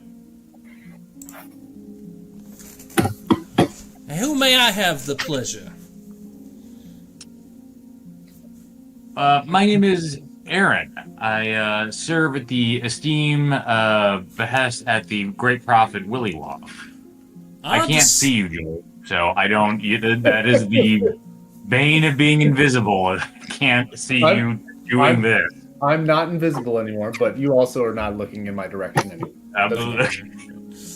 He gives you a very over the top bow, Drew, but you can tell like a noble sort of like it's not like for show. Like it's like a real like genuine. He just kind of does one of these kind of things. A pleasure to make your acquaintance, Aaron and Willy Waff. I'm Elonis, slow and steady. Elonis. It is a pleasure to meet you all. Now, does anyone else introduce? Does anybody else say anything? Or you guys staying quiet? These are my bodyguards. Okay, that's pretty true. Now, 50% of them are. Yeah. I'm still not saying anything. Just kind of stand there and try to look intimidating. Okay. And Joel? I'm going to block off one of the path that I'm down, so that the intersection only looks like it's two ways. Okay, got it. So I'm going to cast a silent image, just wall. Okay. So that it appears that it just continues and there's not a path that comes down this way. Understood. I see. And what about the fairy? Are you saying anything, or are you just kind of fluttering there? I'm going to alight onto the ground next to Elonis. Okay. And I'm just going to give him a silent nod, but don't say anything. Okay. At the response to, these are my bodyguards, you just kind of nod. Yeah. Okay. Well, you're well-traveled, Aaron and Willy Waff, and Elonis. Yeah, yes, I won't forget that. Very nice. You asked why I was here. You have been kind enough to respond. I will continue in kind. Let me first assure you have nothing to fear from me. I was hired to protect, well, these individuals. He looks down at the guys. He's basically next to the body of a couple of these, people you killed. He looks down. I was hired to protect these individuals. And I'm afraid that contract is now, well, voided. However, you did a good job. However, there's nothing in our contract about vengeance, so you have nothing to fear from me, my friends. He'll say, kind of sarcastically. Where'd your southern accent go? I don't know. I can't. It's like this, like with Willy Waff as well. Yeah. Sometimes it comes. Sometimes it's not there at all. When I'm speaking as him, he tries to keep it. That's one I haven't practiced much, so I'll have to work on that one. He's got a dark complexion, very tan. I just want to point out, Doug, of all of us, you should be the one that is most well acquainted with the Southern drawl. Well, I should, but honestly, there's really not that many Southern accents around here. Most of the people around here are pretty much Northern transplants anymore, unless you got to go south of Atlanta to get to the real Southern drawl, and kind of out into the states. Louisiana, Mississippi. All right. No, he says that. So you have nothing to fear from me. There's no vengeance clause in our contract. I'm relieved to hear that. Indeed. Well, that's unfortunate. He looks down at the. He looks at that, and the dwarf next to him goes, "You told him to stay down there. Pretty stupid to come up here themselves." He just kind of shrugs. Doug, out of game, just real quick for a second. We just ran into these yo-yos, right? You were following clues to this direction. Right. You guys felt confident there was something going on in this general area of the sewers. I believe one of the homeless folks kind of had helped you kind of find this area. Yeah. Boy from the encampment. From the encampment. Yeah, he turned around. And when you came up this way, it was an ambush. Yeah, because they had like a cube that they were controlling cubes that clean the sewer, correct? Yeah. Right. And they used some serious magic. I mean, the last spell he cast was a pretty high level spell that slammed into most of the group. Does your contract say who wrote it? Oh, I'm afraid that information is not up for. He's not here and not deceased, so. Although my protection job here is over, confidentiality, you understand, in my line of work is paramount. I understand. Can you at least tell us who these individuals are, who we slayed? In self-defense. Well, how they were slain is really not my problem, or my interest. I warned them not to come up here. They are members of some guild. He looks down at the dwarf. Carpenter's Guild. Yes, the Carpenter's Guild. Beyond that, I don't know much about them. They are doing something down below. There's another level below these sewers? He kind of nods over his shoulder. There's an access hatch down this way that leads down to the lower cistern. I wouldn't go down there if I were you. Thank you, Maurice. We hope that we have not caused any sort of inconvenience to you in ruining this job. Well, in my line of work, it happens. So sorry. We were just down here hunting Skaven like we always do. I'm sure you were. Either way, I wouldn't go down in this path any further. But if you don't mind, we're going to leave. If it's all the same to you. We don't mind at all. As a matter of fact, why don't you come down by the Twisted Pike sometime and we'll buy you a drink. He laughs. Do you own the Twisted Pike? You're the new owners of the Twisted Pike? Yes. Very good, very good. Perhaps I'll take you up on that. Someday. Though, I'm not sure if I'll be staying in Solus very long. Some strange things afoot, if you catch my meaning.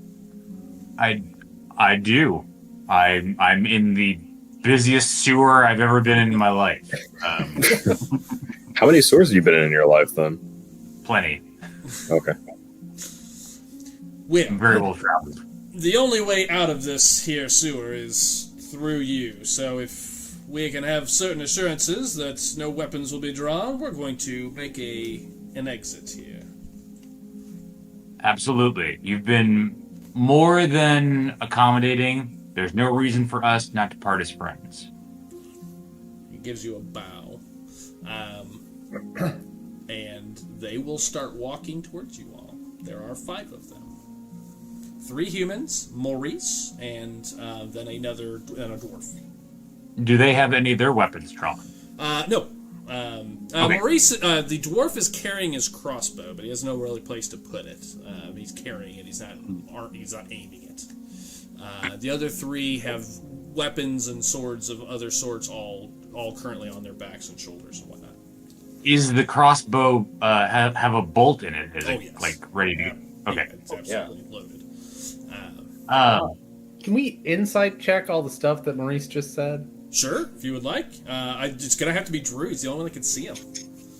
Oh, everybody has eyes of the night. Everybody. Okay, it wasn't just Jack. Got it. Oh, Then, nice. Yeah. Then anybody that wants to insight check that can. Sorry, Luce, Sure. not you. You weren't here when I applied it. Oh, okay. I'll give it a shot. That's all right. Stand there and look tough. Ooh, not great. Ooh, not great.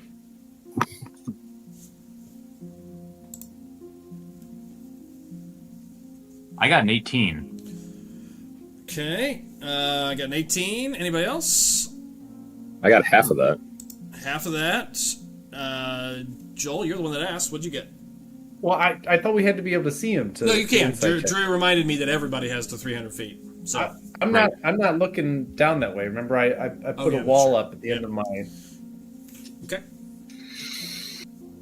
18's enough. You feel relatively confident that he seems genuine in his response. Gotcha. And you sense no like planning for a strike here. You sense that they genuinely, I mean, you guys massacred these people. They are, these are very dead people. So they're clearly aware of the threat here, no matter who these folks are. He is dressed like a well-to-do mercenary, though. You get the impression, anybody that's traveled around, it'd really be Drew and probably Joel and maybe Kevin. The others maybe a little bit less, but this guy, he's a well-paid mercenary. He's probably pretty skilled. And as he gets closer, you see he's dressed very nicely. His sword looks very, very well made. He's wearing at least 2 different rings that are glowing as he approaches. You're doing very well for yourself, sir. Well, thank you. I do. We do quite well at the whispering, in the Whispering Blade. Oh, Whispering Blade. How much was the contract for? Oh, What should make? He thinks about that for a moment. I'm afraid contracts are confidential. You understand, my young friend? And he's close. I understand, but you guys are speaking distance now, probably about 50 feet away as he's moving in. Just for future purposes, and if I wanted to get into the mercenary business, I just want to know what I would ask, what I would charge somebody for. Well, someone of our skill, we generally do protection, a protection gig, a few thousand gold for Got it. You got a few thousand gold lost. I'm sorry. For a couple of weeks. He'll say that, and you can tell, Drew, that he maybe slipped when he said that, like suggesting he's been protecting this guy for a couple of weeks. Like it kind of slips out. Interesting. But he's now very close to you guys. He's 50 feet away. He's got long, black, wavy hair. You can tell he's very suntanned, like he comes from like a southern isle, Joel. Kind of very just deep, deep tan. And the Masons Guild was the guy that we were protecting. Right? No, the Carpenters Guild hired you guys to fix the lights. So that's who hired you, them and the Lumineers Guild. Together, they jointly hired you all to fix the lights. Okay. The Masons Guild attacked you all and said, "Stop fixing the lights," because they're mad that they don't have the contracts. And then you met with the Masons Guild, and they, apologized. And it was all a misunderstanding, and they owe you a favor after you guys, basically didn't tell on them to the Duke. You agreed not to mention it. So, yeah, this is the group that you probably, I think, it's been 3 months, but clearly they're the ones installing the lights. So, yes. Gotcha. Okay. He's now close, and they enter the cistern area with you all. No one draws weapons. They start moving to the left, to the south, which is the way Karak left, and the way you guys came from. They start to turn that direction. They definitely move with a ready to act at any moment. Like they don't turn their backs on you. They as they move towards you, they turn and walk kind of backwards. Very, very trained. Yeah. Just sort of backing away. Let them know, Maurice, you might encounter a dragonborn that way. If they seem lost, show them the way out, but they are harmless. I'm not looking for any more fights today. Fair enough. Enjoy your time in the sewers, catching rats. He bows one last time. He looks at you, though. And you guys have been pretty friendly, so you can tell you get sort of a southern charm. You've been nice to me, I'll be nice to you. You see him reach down to his belt and pull a key off of his belt. If you do decide to head down, he points the way he came. He throws the key on the ground. You hear it kind of clang against the stone. And he just nods. Well, much obliged. And then he backs away. Unless anybody's going to do anything, they're going to exit stage left. Let him go. Okay. Could get a pretty big payday off this guy. You could. Not the best idea. No, it isn't. He leaves, leaving you all to discuss.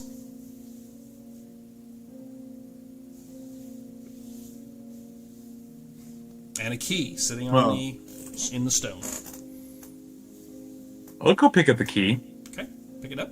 It's a small, simple key, similar to one of the other. You actually have another key you got down here at one point. It looks very similar to that, like it's one of the sewer grate keys. Great keys. Gotcha. Well, I, for one, certainly when Maurice showed his face, I felt more ease. Am I right? Yeah? Look up at everybody. Laugh from behind the wall. This guy gets it. Say that out loud.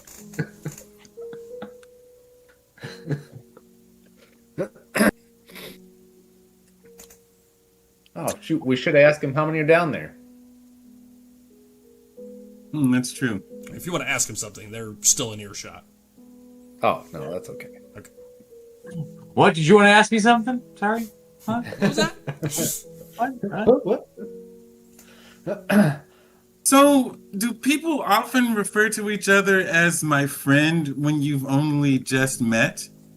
Because that threw me off for a second. He's like, oh, this and this, my friend. But then you're just like, oh, I'm so-and-so. I mean, we don't just throw that word around like that in the Feywild. Unless it's trees and stuff, because they're all our friends. We say something like stranger, wanderer. Is that just what you guys do here? We do have those words, but they're considered improper in polite company. Huh. So you use my friend when you're not actually friends and it's okay. Yes, friends, that's correct. Yeah, you would use it when you are encountering a stranger that you don't necessarily mean any animosity toward. It's a way of conveying familiarity as well as intention. Oh, I understand now. So you may not be friends, but friend is a friendly term. Correct. I like that. Then you are all my friends. Did Lady Thistle send you here to learn the language? Alonis, are you implying that I don't understand common? Because that would hurt my feelings. Oh, we're friends. I would never say that. It's a common mistake. Jesus. Wow. We are friends. Point to the Ganassi. Step out from behind the illusory wall. With these jokes, you'd be a really good assistant on the stage for me. The stage. Oh yes, your extracurricular activities. I'd be curious to see one of your performances, Alonis. I do like a good show. Then you won't like Alonis' performance. Sorry, that was a beach ball pitch. I couldn't resist. No, that's okay. So.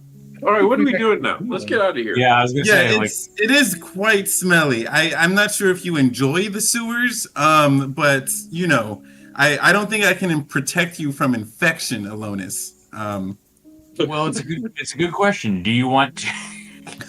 The rate of pink eye down here is going to be through the roof. I'm vaccinated. It's good.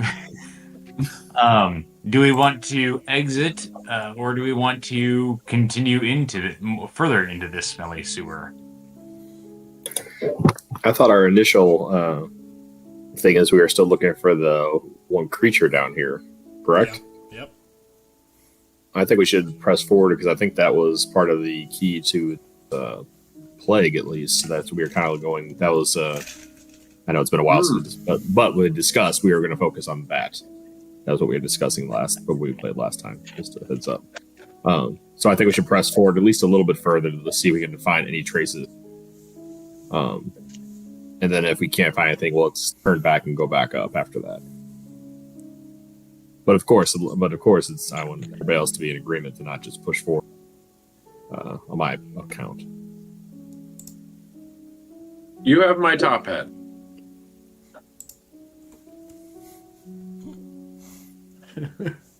Aye. And we've had, and so remind me, Doug. I believe we have not run into any kind of clues or anything like any kind of.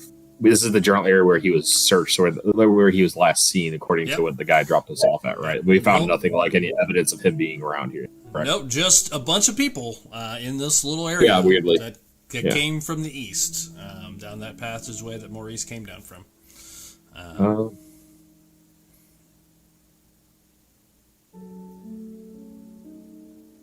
Let's keep. I think let's keep going a little bit further. But if everybody needs to turn back, we can circle back at a different time if we need to. No, I think if this will lead us to some answers about the plague, it's worth checking out. I'd prefer not to come back here again. Yeah, let's learn whatever we can down here. Yeah, I think that's a good idea. It seems like no one wants to be here. So let's just seal the deal and get out of here. You are absolutely correct. Lady Thistle tells me so all of the time. You know, I didn't think she was real, but now I kind of do. Hey, how do you feel about the moon? I love the moon. Whoa, okay. Oh, Elonis rolls his eyes real big. Whoa. Let me tell you something about the moon. Without the moon, well, honestly, there wouldn't be any Feywild. A lot of magical creatures. Oh, yes. Aerith does have 2 moons, just for clarity. The moons. Let me follow up here. I love the moon with which one? There is a light one and a darker one, Luce. Okay, well... Which one I don't like. Uh-oh, 50-50. It's a 50-50 shot. You might have an arrow coming. Wow. Well... Stare intently. Mr. Ganassi, big fan. Love the energy you bring, but I don't want to seem like I'm insulting your intelligence. But in the Feywild, we don't necessarily practice like any dislike or like of one aspect of nature, because both the light and the dark moon are necessary for the magic to maintain its integrity and creatures to live in harmony and homeostasis with their natural selves. So for me to not like one means they have to not like the other one. You see what I'm saying? Okay, so you only have like Fey moons, not like real moons. The Fey moons are real. Okay. You've never been to the Feywild. We'll talk. Yeah, let's talk. Maybe just like swap books at some point or something. Should we? Are we gonna go find this plague or what? You can find the source of the plague. We don't want to find. I mean, the plague itself sounds dangerous. Yeah, fair. Okay. So with that conversation wrapped, do you guys want to head down that eastern path? Yes. Oh, as we walk, go next to the short ferry. Let me tell you how Lonis saved my village, and then recant the story of how Lonis saved the village. Oh yeah, this is a good one. Listen to this. This is a real good one. I'll just talk of Lonis, how great he is, and how he moved everything he could to find the ingredients to make the potion to heal the one of my elders' relatives, and how they're healed and living a full life now. You tell them about that time when I dodged two arrows and the two people shot each other. Tell them about that one too. I was not there for that one, and I'm sure Karak helped you with. Not clearly impressed. Alonis pat him on the back, walking next to him, like up a little, you know. You regale the stories of Alonis for about 10 minutes as you walk down this eastern path. You're telling stories and what have you, focusing on the one. That takes most of the time. You know, they talk about the creature you slayed to get the ingredients, you know, all this good stuff. It's very exciting. Close to the end of that... a lot bigger than it actually was. Of course. About 10 minutes in, however, up ahead, you guys see what looks like a chained-off area up ahead.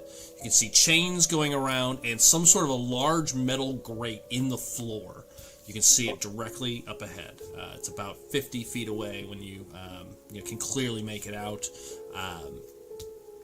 How long is the super night vision for, Drew? Is it an hour?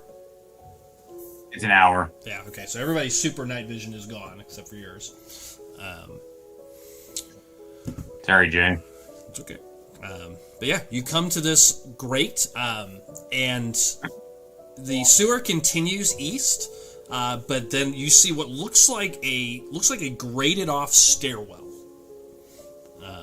From what you can tell, you can see stairs and there's going. A chain. Yeah, like a chain around it to make sure you don't like fall in if it were open. It is currently closed, and you can see a locking mechanism there, and you can see steps that lead down to what looks like a lower chamber. Jill. As you approach, as you guys are coming into the cistern, you feel something. A magical tremor. Similar to that you experienced near the North Vale mines. This power, this presence. You felt it anytime you were near infected creatures. You sense it again, because it's very similar to the power that you pull from. It kind of comes on a similar channel from what you've gathered. And yeah, you sense this tremor of magic start to kind of fill you as you approach.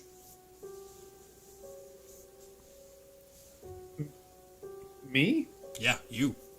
Remember, you were the one that felt it when you guys got to the mines. You sensed this power before, and it feels exactly the same. When you were close to that worm, when you were close to the gnolls. Got you. Hey, I'm pretty sure we're in the right spot. It smells like that cave under North Vale. Or wait, I guess it was outside of North Vale. Yeah, it was the mine outside of North Vale. Yep. The mine, yeah. Yep. It's the first mine, the old mine. I'm definitely getting vibes of kind of like that mine outside of North Vale. There, and Urskar, you might want to prepare yourself because there could be another one of those big creatures down there. And I will destroy it. Well, good to hear. And you, you probably haven't seen anything like this before. I don't know what your friends are like, but hopefully they're not. Was it a giant worm or something? It was a giant worm, yeah. Yeah, worm, yeah. Yeah. Oh, I don't know if you're friends with giant worms or what What? Some of my friends are worms, but they're small. Oh, okay. Well, these are like, big evil ones that definitely worship the moon. So do his worms. You'll understand when you see it. Okay. I'm very interested to learn more. Well, it's not a good thing. Oh, okay. Did the moon hurt you? No, don't get him started. It's a whole thing. Okay. And yes is the answer to that. Okay. Got it. Don't get him started. It's a whole thing, but also yes. Let's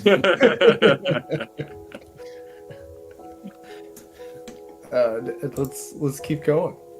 Well, are you going to open this grate? Yes. Pull out the key and insert it into the lock. Yeah, it does. Opens easily. It's not like an attached lock. It's like part of the mechanism. And you hear a kind of click, multiple clicks open. Yeah, and then you can pull. This whole grate comes up and just kind of on a spring system kind of lifts up.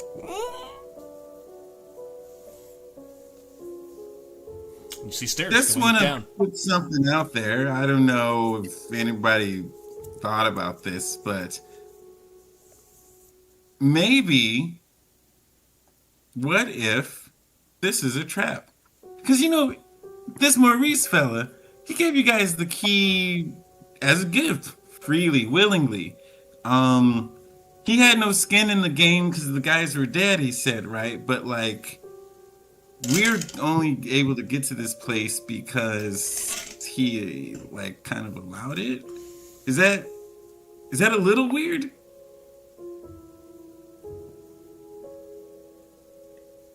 It would be a little convoluted. Like, he would have to know that he would run into us and set this up beforehand for this to be a trap, right? And expect you to kill a bunch of people. Yeah. My plan has gone according perfectly to plan. These 5 people. Yeah, that is some 3D chess right there. Okay. He seemed nice enough, but he was talking kind of like slithery, and I don't know. It just. Drew, make an insight check. I mean, you read him pretty well. Make an insight check for me. As Lucius, I assume you. Sorry, God, you is talking. Yeah, it's fun to that see. your name? Are you? That's your do you want character to? Yeah. Sorry, Kevin, I talked over you. What was your thought? No. I was actually just confirming that was Lewis's character's name. You. Oh yeah, that's why I said I am you. Yes. I am you. We'll be having. I'm sure we'll be having some who's on first conversations, and I warned Liz of that, and Liz was like, "Well, that was intentional." It's like, okay, there you go. Yeah. Those are the exact shenanigans I want to have. You would never do that. Yeah. I think you absolutely would do that. So, to whom were you referring to make that insight check? You, Drew. Sorry. Since you read. Okay. Wait, you or Drew? Is it you? Drew. You? Drew. Both of them? Aaron read. Okay. Read him pretty well, Maurice. Well, got 12. Yeah, not much from that, but I mean, what you got the sense from Maurice, it was something he said in parting. Like, I'm not planning to stick around here very long. The fact that he gave you the key, you got the impression that he didn't agree with what was happening. Sure. And this is potentially, that's all I'm going to say with a 12. That's all. He would, he would have liked to have helped us more than his profession would have allowed. That's all I'm going to give you with a 12. Okay. 12. 12. Mm-hmm. Yeah, I will relay those assumptions / insights to the group regarding, I don't think Maurice was Plotting. On board or condoning that which he was employed to deal with. To protect. What was that, Joel? I said to protect. Yes. Don't be scared, you. Let's go. I'm not scared. Whoa. I'm just thinking, my guy. Smart. Scary. Let's go. Let's go. Okay, yeah, if you're going, I'm going, obviously. Who's going down the steps first? This is the path of integrity. I'm sure of it. I think you's going down. Who are you talking to? You. Okay. Aren't you going down? Elonis will go first. Well, God, then I'm going ahead of Alonis. Yeah, push Alonis to the side, and I'll lead. Oh, now that was a laid trap. Oh. You start to go down, and first. Urskar just pulls you back. You see Alonis Let me check pretend this first. to go for his wallet and be like, "Oh yeah, no, I can get it." Yeah. Oh. No, I got a coupon in here somewhere. Hold on. You're getting you got it. Oh, okay.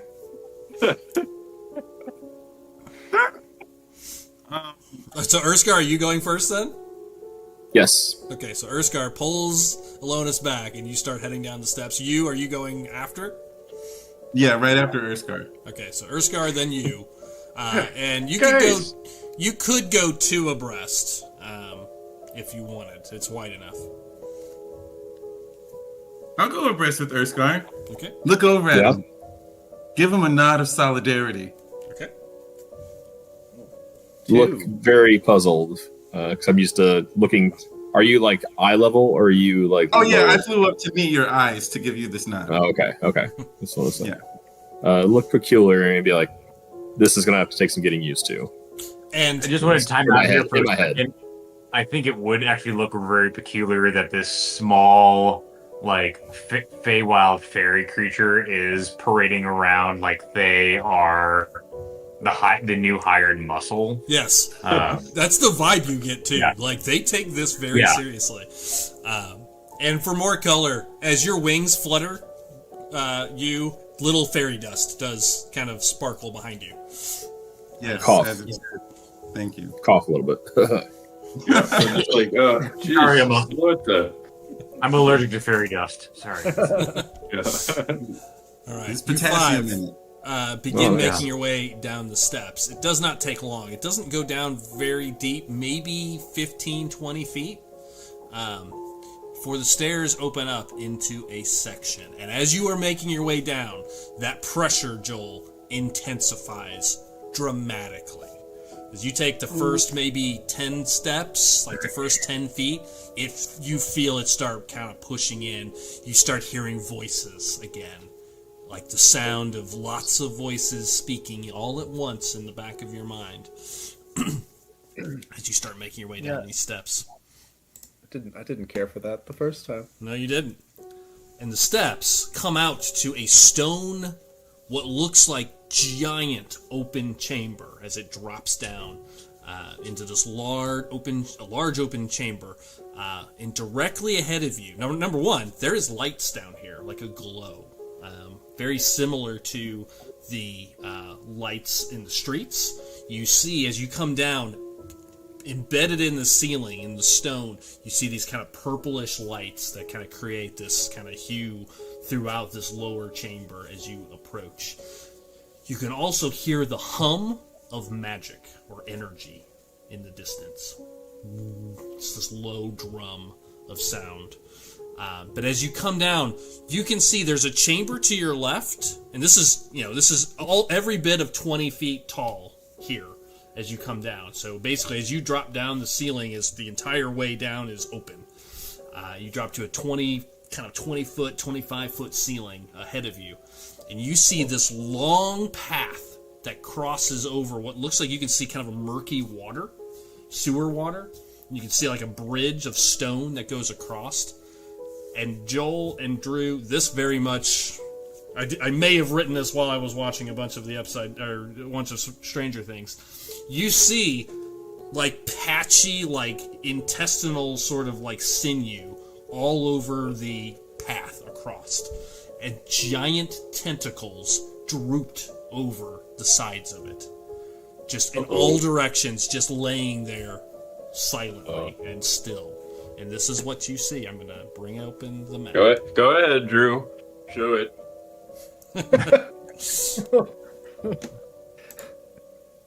Sorry, I've got a error file not found when we just search history for that. Oh boy. Nice. Bring up the map. Boom. For our viewers. I'm a viewer.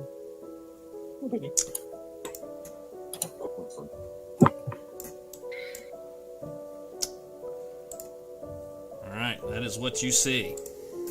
Is this to your left some sort of a side chamber, and then this path that just goes across with these giant tentacles, sinew across the ground, just coming up out of the water. They don't look like they're moving. They look still, like giant stalks of sinew and membrane. Almost like tree roots, but tentacularly. Yeah. They go a long way down. Can I kind of like stab one with my trident? Well, they're like up a little ways. Okay, so keep walking. Gotcha. Yeah, it's about 30 feet away. To your straight, if you choose to go that way. But I've kind of put you guys on the map. It's kind of the edge of this little chamber that you've come down. I can't get into Foundry for some reason. You got the new link? Yeah, there's a new link in the chat. Yeah, I'm pretty sure you probably have the wrong password. I got the it's more than likely that too. I'll take care of it. New computer. I'll be right back. Had to get it. Sure. Oh, Joel gets in there. Gotcha. Yeah, some nice little new updates. It does. I'm hoping It's a little slicker. everything I've played with because lately on the Curse of Strahd game, like issues with the level 20, like the measuring wasn't working. I'm hoping that's all fixed now. It looks like it is. It works. Yeah, it looks like it is great. It looks way better, and everything moves faster too. Great, some good updates. Yeah, there you go. That's good. It took an update when I was downloading it for the new computer. I will say, while we're waiting a moment for people to get logged in, tonight will have and has had some music mixed in from the very talented, award-winning composer Jolene Kaur. Her music was played during the break, as well as we'll have some scenes coming up. So she just released her new D&D album, Tales in the City, and we're featuring some music from that tonight. Some, not all. Nice. But when does Tales in the Sewer come out?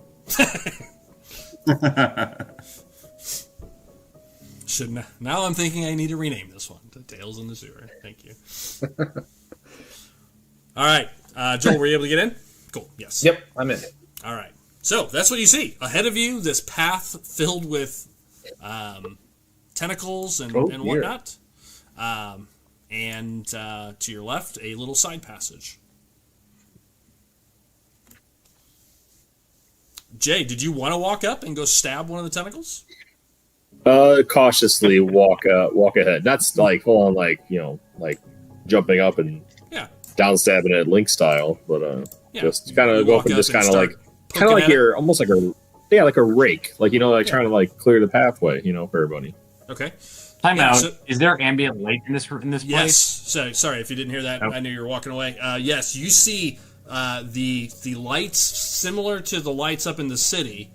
These glowing kind of soft lights, kind of creating a purple hue down here in all directions. They're built into the ceiling. And Luce, for your knowledge, now you haven't seen the upper city. You see, I'll answer that text in a second, Luce. Basically, you see, and it very kind of reminds you of the Feywild in some ways. The few times you've been to the, Aerith proper, most areas would use torchlight. This is a very D&D low level tech game. But you see up above you these glowing kind of what looks like magical lights, almost like the spell dancing lights cast like permanently in the ceiling, creating this glow. Nice. And to your question, as a rogue, as Luce, I forgot to ask you that question when you described yourself, is playing a fighter rogue, just so for our viewers. Yes, cunning action basically allows you to take the dodge action or the withdraw action or a dash action, as a bonus action instead of as a regular action, if you wish. You don't have a second bonus action, but you can use that instead of for an attack. You can withdraw or what have you. Nice. Okay, so Urskar starts walking up. What's the rest of you doing? You see he kind of pulls out his trident and is heading up to these tentacles up on this bridge. What are the rest of you guys doing? You guys all staying back? I'm going to move with Urskar still, but draw my bow. Okay. Okay, you do. Lonis quickly shuffles right behind Urskar. Okay. I'm gonna go peek in that room to the side real fast. Okay. Joel, you peek up there. And Aaron, what are you doing? Cool. I think I'm gonna hang back here and get the back of everybody who's I'm just having I knew Luce was gonna be playing a fighter. I didn't really know they were gonna be doing a fighter rogue. So we are still all multi-classing at this point. Yes. That's why I encourage us everybody's multi-classing, so it's not gonna hurt anything. That's fair. Very Dex fighter rogue. So going the finesse route. No, very fun. Very fun. Doug, while I walk, I go up alongside Jay and I start using Mage Hand to push stuff out of the way. Okay. You start kind of moving things, and Jay sticks his trident in there. Joel, as you step up to the top, you see what looks like an old, almost like a bedroom. Couple of cots and a table, broken chairs, dusty cobwebs. You get the sense as you look up there, hasn't been used in some time. But it looks like this would have been maybe, kind of imagine, this is the infrastructure of an undercity. Kind of imagine it's probably some sort of caretaker's area that may have stayed here if they needed to, but it doesn't look like it's been used in some time. Gross. Yeah, who wants to sleep in a sewer? Right. Yeah, it doesn't smell as sewery in this section, but yeah. Oh, right. Yeah, I mean, it would not be a place you would want to live, that's for sure. Just more tentacle-y smells? Yes. And Jay, you do that? And yes. Kevin, you move some things around. No reaction. As you stick one of the tentacles, it doesn't move, change, pulsate or anything. It just sort of remains dormant. You stick it and you hear a kind of a splitting, gross sound as you stick it into the sinew. Kevin, you move some of the little membranes around, but some of it's hard into the stone. You'd have to walk across it. But it looks like it's a relatively solid surface.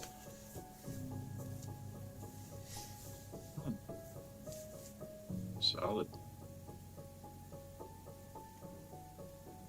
Keep going. And you can just kind of make out in the light. It looks like there's another passage to the right, and a passage to the left up ahead. You can kind of see them in the map. You can see some side passages that continue on either side, and then directly up ahead, you can see. Oh, whoops! That should not be walled off.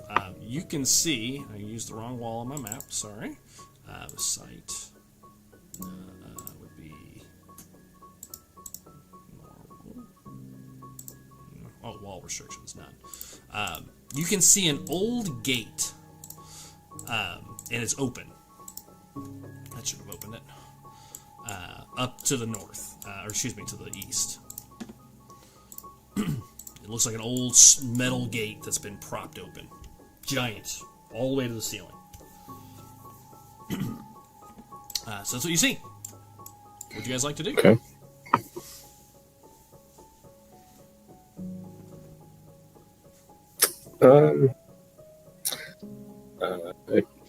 Can I do investigation check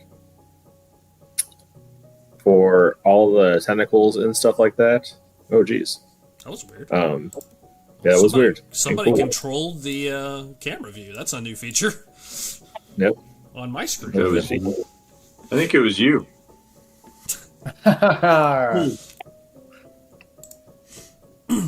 Investigation check. I want to look at all the tentacles and everything on the wall. Is it anything close to it that looks like anything that I've seen with plague? Give me an investigation check. And while he's doing that, is anybody moving forward, or are you guys all waiting here still? Tell everybody kind of like hang back while I look forward. Say, little one, stay back and have my back. Guard Alonus. Oh, you're talking to me. Mm-hmm. You're little. Whoa. Okay. You are little. I mean, yeah, I guess, maybe in stature. But yeah. What I can. What else do you think he's referring to? And anyways, I don't need help. Investigation. Ooh. Anybody else is taking action? Let me know. Or perception? I do perception. Oh, sorry, Jason. You're fine. No, I rolled an 8. I was hoping perception was a little higher roll for me, but investigation a little low. So. Okay. You poke around. I mean, there are certainly. You see, the tentacles are kind of covered in this kind of black, viscous kind of patchiness. There are certainly similarities to the gnolls and in some of the wildlife that you saw. And I think without even, I know what your passive perception is, as it's very much like Huma again, off the charts. You definitely see, as you've encountered the spreading plague in the Feywild, this looks very familiar to you. Like the weird kind of, membrane-y, kind of sinewy, kind of, again, Stranger Things kind of vibe to it. Definitely looks similar. Do I also know? So in the so what are the effects of the plague? Is it just something like lesions, right? Stuff looks big, like crops and flowers die, but nothing is just like mutated and attacking people. Is it just... Yeah, you've not seen anything quite like that. You've seen a lot of death, a lot of things dying, being kind of covered in like lesions and pustules, and basically it's just like a spreading like disease that's just killing. Okay. Mostly is what you've seen. This group has seen a much bigger impact. You've not seen anything quite like that. Okay. And also, I forgot 2 follow-up questions just for my image here. So, number 1, how tall is the ceiling of this area? Right now, it's about 25 feet. Okay, 25 feet. And the tentacles, I'm trying to see if I understood correctly. These, are they like writhing? Nope, like from a not living moving creature? at all. They look like they're dead. They look like they're just laying there dormant. So they're kind of like flopped onto the walkway. Yep. Got it. And as Jason stabs it, nothing happens. Okay. I asked that because, let me see here. I want to hover above Alonus, like kind of where he is, about 10 feet. Okay. Not quite at the ceiling, but like, I'm you're pretty close. You're 4 or 5 feet away, basically. Or maybe up to 10 feet away, I suppose. Yeah. Okay.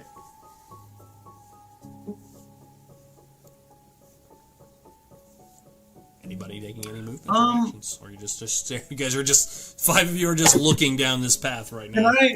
So, it's like a moment in Clue where everyone's looking in the room like, should I go? Should I not? Are these things just like, what are they? This was my way of trying to show the sinewy. There wasn't an image for that, so I kind of splotchily made colors. Yeah. They're actually pillows, but I get it. I couldn't. I was trying to show things. Yeah. I like it. I see. Because once upon a time you'd want to sit down in this room with all these tension. If you want to, they are pillows. Yes, pillowy, sinewy things. And are there any apertures in the ceiling, like holes where something like a grate or something like that? Or is not it down just this section. No, the only grate is the one you came down so far. All right, in that case, I'm going to fly a little higher and move like the rest of my movement, just move forward, but like above. Yeah, we're not in TMR mode, so you can move as much as you want and kind of just describe how far out you're going to go, and you can... Oh, great. Okay. Well, I'm going to go all the way to this intersection. Okay, good. So you see you flutter away. Okay, what are the rest of you guys doing? I'll zoom out here. Follow. Yeah, kind of like push forward and start to like be on alert in case something comes out of the tentacles, something comes out of these water goo and stuff. Yeah, basically. This looks like water. It does look like kind of stagnant water. It doesn't look like okay. goo. Gotcha. Okay, so you two follow you. Alonis, stay right behind me. Okay, so you're going to stay up there with Alonis? Mm-hmm. I'll move you. That is a lot smoother now. Yeah, that's great. Did I move? Did I accidentally? You moved right with me, Aaron. I don't know if that was on purpose or not. If it were just coincidence.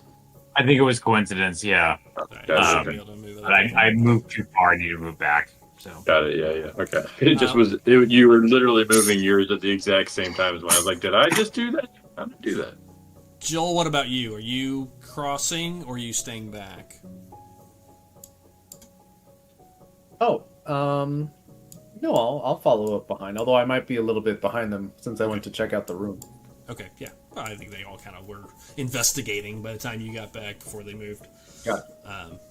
Okay. No. He's behind us. Well, you're definitely behind you. You just decide. I mean, I'll move you a little bit. You decide how close you want to be. That's fine. All right, you make it to the intersection first, and you can see, and you, whatever. There is, to your north, this direction, you see another metal gate. Goes all the way to the ceiling, but this one you can see it's more of a door, like a jail cell door. You can see kind of built into the gate. It is currently closed, and you can see behind it a number of what looks like crates back there. And that's what you see to your north. And then to your continuing further east, you can see this giant metal door, like grate, that goes all the way to the ceiling. Again, it's propped open. You can see that a little more clearly. And that heads further to the east, and then it looks like it turns north from what you can tell. And then you can see another passage starting to form to the south. And you said the water it's like kind of like murky. We can't see through murky, stagnant water. Yeah. Okay. Take a drink. All right. Yeah, drink it. Yeah, Jay, take a drink. Yeah, take a drink.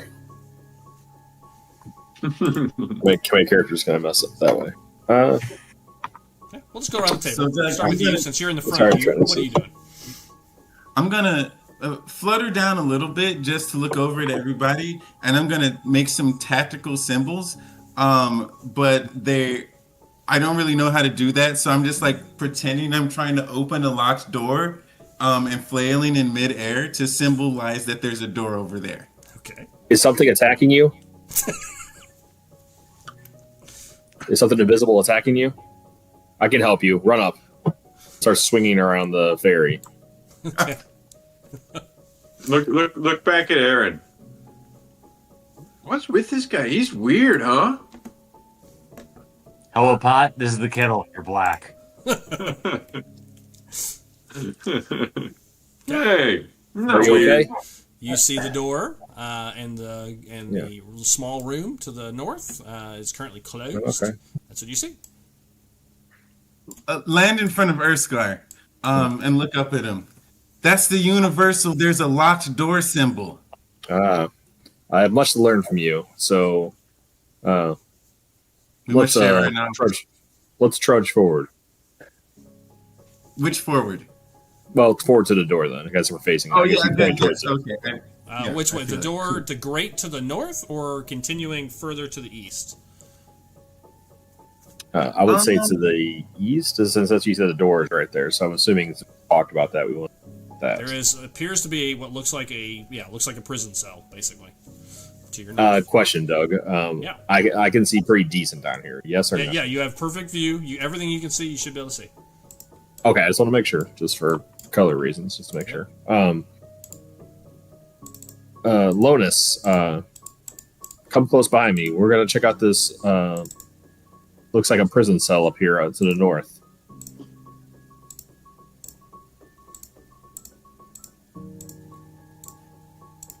Prison cell. Yeah, come here. What are you trying to do? I'm going to protect you. I'm not going to lock you up. Look over at Erskar. You better not puff up my chest. Look confused and start to walk towards the cell. Okay, so you're walking up cautiously with my trident out. Got it. Please. Okay. What about you? I am going to fall right behind Erskar in tandem with the Lonus. Okay, you three head up there. Aaron, you see, it looks like, Joel, you're going to continue heading east? Correct. Okay. What about you, Drew?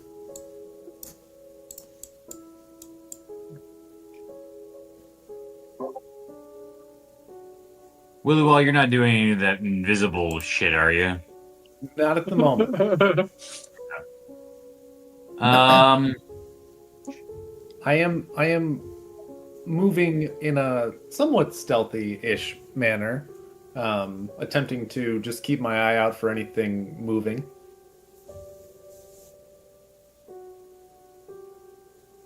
True. I'm gonna move.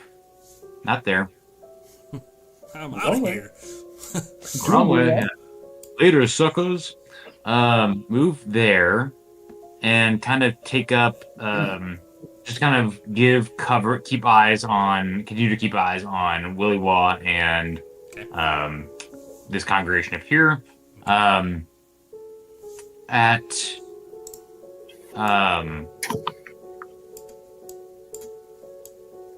I will, at this point, Doug, when looking at the key that Maurice gave me, is it the same or is it just similar to the key that we already found? It's similar. You look like they're all probably all open certain grates, certain areas, certain systems, potentially. Okay. Give a little bit of a whistle toward at Alonis, when they turn around, toss them the key that we found, not the key that Maurice gave us. Okay, got it. Okay. All right, you guys make it up to the door. I'm going to describe what you see first, Joel, and then we'll just go around back and forth. Joel, as you make your way up, you can see the path to the south, and number one, you can see both paths more clearly. Definitely the one to the east goes north, so you can see it kind of curves and cuts up north. Okay. And after this gate, the ceiling gets even higher. You can see on the other side of that gate, the ceiling goes up another, now that you can see in there, probably a full 40 feet. Whoa. So it's a pretty huge area. To your south, you can see sleeping bags. They look like recent down south. You can see a group of sleeping bags. They look like used. You can see pillows and whatnot. That is what you see to the south. Okay. As you walk this way, however, that sound in your brain gets worse. With every step you take, you can sense it's getting stronger. We're heading in the right direction, even though I don't like it. Okay. Kevin, key is chucked to you. Attempt to catch it. Okay, you do. You guys are up by this little metal grate. Roll acrobatics. You can just catch it. It's fine. Go up to it and attempt to use the key to unlock this door. Okay. You stick the key in. It does not work. Try to pick the lock. Okay. You gonna do that? Mm-hmm. Okay. That is a sleight of hands check. Pull out your little lock picks. That is a 21. That'll do it. Weird that some of these aren't coming through for some reason today. Okay, 21. Yeah. All right. You no problem picking the lock. You work on it for about 20 seconds, and then you hear a ka-chink. Gate opens. Turn around, look at you. Ta-da! Open it. You do think it took a little longer, too long. You would have done it faster. But applaud him on his effort. The gate is open. Not bad for a child. And you see a bunch of crates back there.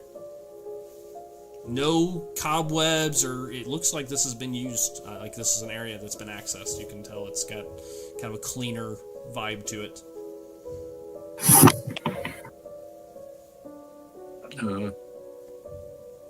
Start walking in there. Okay. Yeah. All three of you going up there? Sure. Okay. You three make your way. As Alonis starts moving, just make sure to step in front of him quickly. Okay. And then land in pace. Got it. And swap out the bow for my rapier. Okay. Oh, that's interesting. I can't walk you guys through walls anymore. Huh. Oh. I don't have my override button, apparently. Interesting. Okay, that's good to know. That could be a problem later. All right. Yep. Okay, so you guys start making your way up. I want to know what Joel's doing. I'm going to, if there is a shadow down here to be found, I'll attempt to go invisible in it. Otherwise, I will quietly walk down towards the sleeping bags and see if there's anybody remaining in the area. Got it.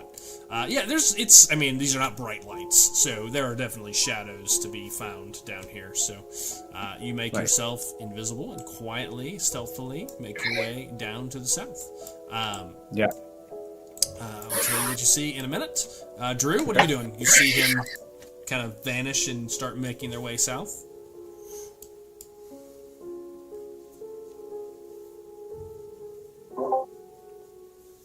So they're like, even if I, well, never mind.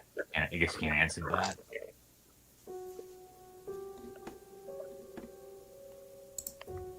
Any change? Are you staying where you're at? Yeah, I think I'll move here. Okay.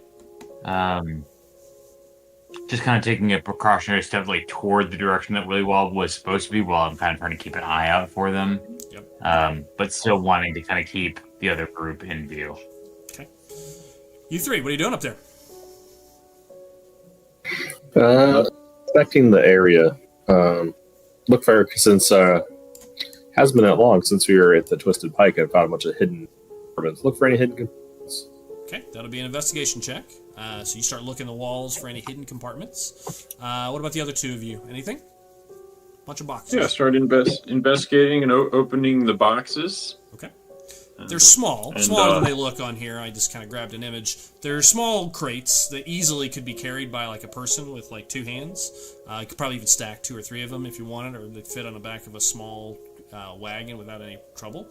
The first thing you notice, and Jay, give me your investigation check, but the first thing you 17. notice... Okay. Number 1, you do not find any hidden apertures as you make your way around the area. Kevin, you would notice that the boxes are all stamped with a icon. Every one of them. It's a circle with a pair of daggers through them. One curved, one straight. As you open them, the first one you open has dry goods supplies, like food and stuff. Ooh. Nice. And you see the first two have a bunch of supplies. The third It's one... food time! It is food time. You find a bunch of like dried goods, stuff that wouldn't spoil quickly. And you can see some of them look like they've been eaten into. Like you can tell, like one of them's like basically empty. You can tell that this is maybe the supplies for the people that have been maybe staying down here. But when you open one of the boxes, you find a compartment of what looks like potions. No, it doesn't look like, is multiple potions. Drink them. Oh. These look like magical, like protection potions of some sort. Cool. Hey, Urskar, we got some stuff for the pantry at the Twisted Pike. Oh, great. Go take a peek and see what he's looking at. Yeah, it's like rations. And obviously see all that stuff. Yeah, it's just cheap rations. But the potions appear to be... Pick out some good stuff in the rations. Okay. You can tell, because you guys are familiar with potions, and especially your family, Kevin. One is a regular healing potion. Two of them are regular healing potions. One is a greater healing potion. And one of them is a potion of restoration, which cast like the greater? spell lesser restoration.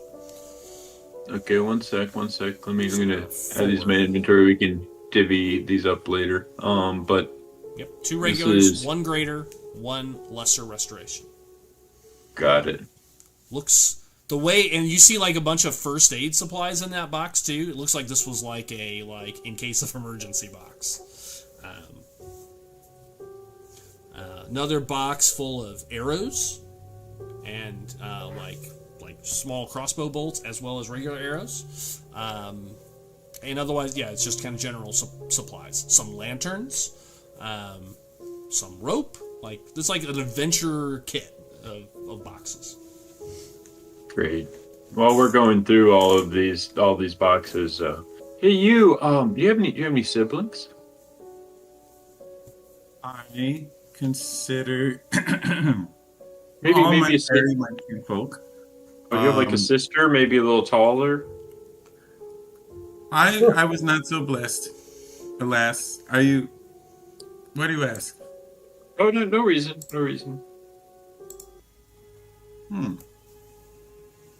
Meanwhile, I had a sister. Meanwhile, while that conversation, Drew, you see them start going through the boxes. He does say, "I had a sister, but I'm gonna." Joel, you see a bunch of old crates that don't look like they look old and decrepit. You do see a bunch of sleeping bags here. They look like they've been used recently. And I got another wall that didn't come over correctly. Sight, none.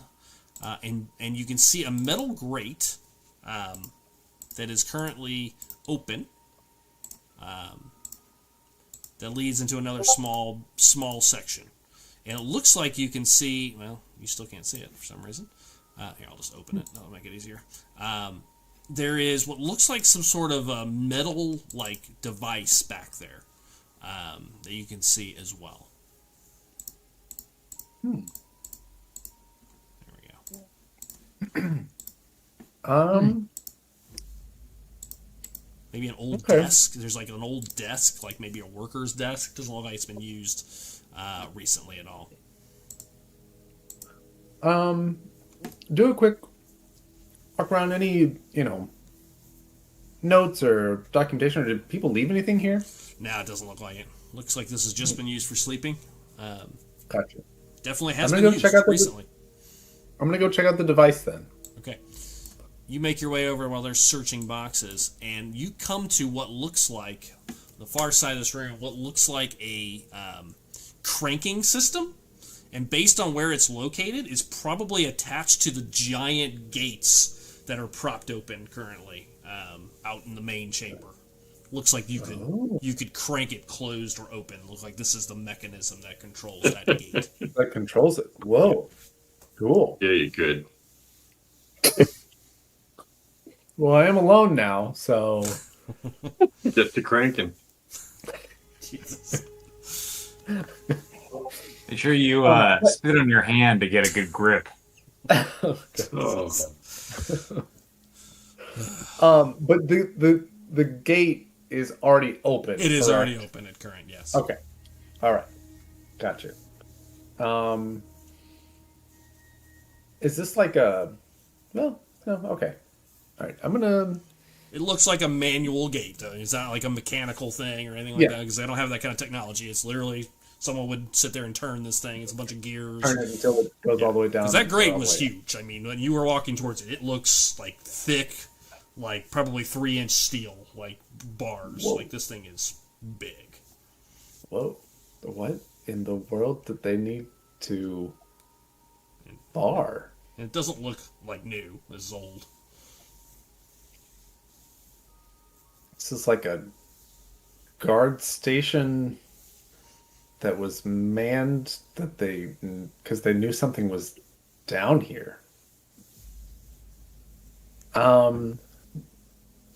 Since it looks old, look at the look at the machinery. See if I can glean any information. Is there like a manufacturer's stamp on there, like a date of purchase? No. It looks ancient. I mean, it looks like it's been here for, you would guess, at least 50 years, maybe more.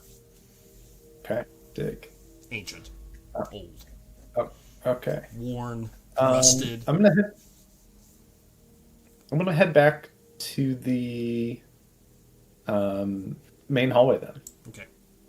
That'll be about... Oops, I can't shortcut you anymore. That's weird. See if I can turn that off. All right, so you start making your way. That's about how long it'll take them to kind of search the boxes.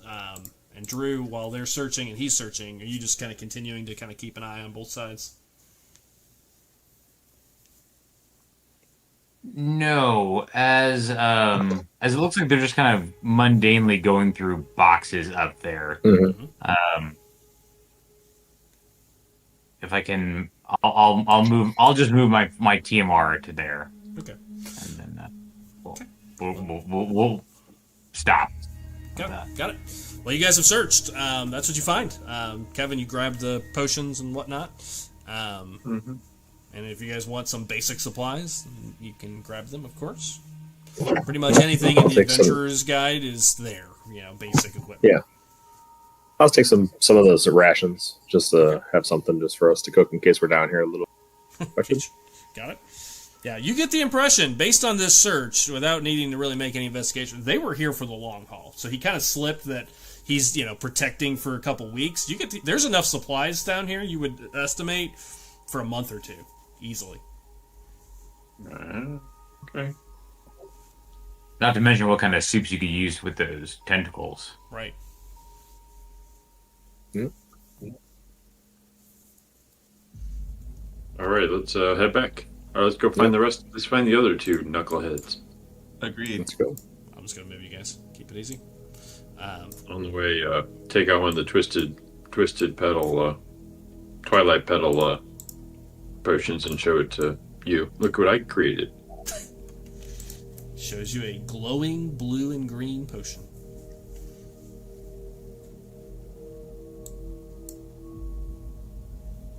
Were you showing that to, Kevin? You. We're showing it to you.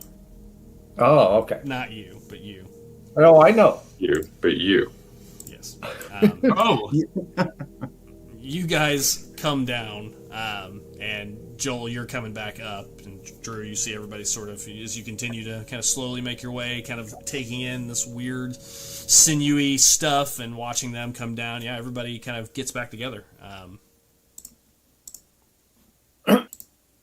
There's some kind of just gonna move everybody together. Mechanism for this gate here. This almost looks like they were guarding against something. I mean, why would you need a gate this big? I don't know. It's probably something that's been plaguing them for a while. Well, the equipment's pretty old, so I think you're right. It's been down here a long time. Somebody knew this was down here, or that something's down here. Wonder if it's protecting against the creature that's been lurking around here. And there's definitely, it's definitely that way. The smells worse down there. Well, let's go towards that bad smell. Yeah, let's see. what's going on. What's the order look like as you continue back? I kind of grouped you back together, but are we back to our same order, Urskar and you up front, or? Yes. I was actually gonna go fly right up to the gate. Okay, so you fly up there. Gotcha. I'll move you up there. But I to let you know where my mind is, I kind of want to look really closely at the bars and do a perception check to see if there was any sort of violence against the bars, like what direction they may have come from. Sure. No, nothing. No roll needed. They look old but pristine. They don't look damaged. Rusty, maybe. But these look like they were opened. And obviously, Joel, you can kind of see now as you get closer, you guys can see the chains and stuff that kind of connect to it. Yeah, it looks like somebody opened it. And it looks like it's been open for quite some time. You see dust and kind of build up around it. This isn't recent that it's been opened. Okay. Jake. Urskar, are you walking up with you? Yes. Okay, just checking on the order there. Yes, She is checking Working out on the this thing. thing. What about the rest of you? Alonis, where are you at? Really well. Where did you think the contraption was to get this thing open? Oh, it's just around the corner, but there's really not much to see. You can either probably close it or open it. It's a manual crank. It would take a while. Oh, if it even still works. I'll handle it. It's open currently. Wait, it's open. We don't. You want to close do it? anything? Yeah. Oh, then I handled it. Oh. Wow. Yeah, no, it has a handle. Yep. Thank you. Go. Please, after Yeah, you. no, if it pleases you, we don't want you to be cranky. Oh boy. Slap the Ganassi on the back. Oh, you're way back there. Slap Urskar. Air high five. Look perturbed and say, "Let's push forward." Oh, Can't move my guy at all. It's weird. Oh, there are we you go. on the, yeah. There we go. Push in between them and go ahead of them. Okay. Hold him back. Okay, Obi-Wan.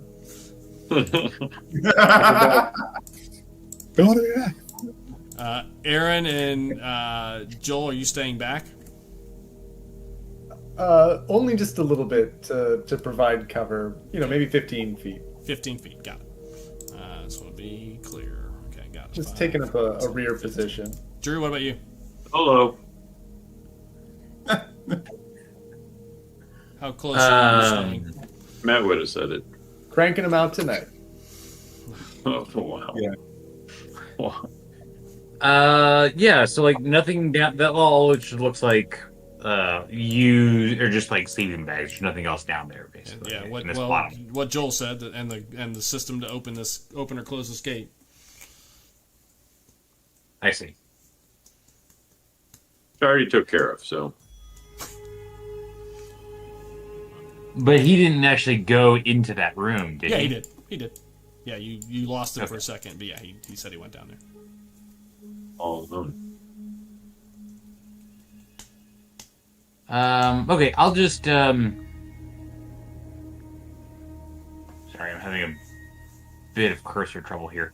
Yeah, I'll just move there and be done. It's kind of staying close to Willy Wall, but slightly behind. Correct. Okay. All right, so you guys hold Alonis back, and you guys continue moving forward? Yes. Oh, yes. Yes. Okay, Yes, of course. So that's the order. That's what it looks like.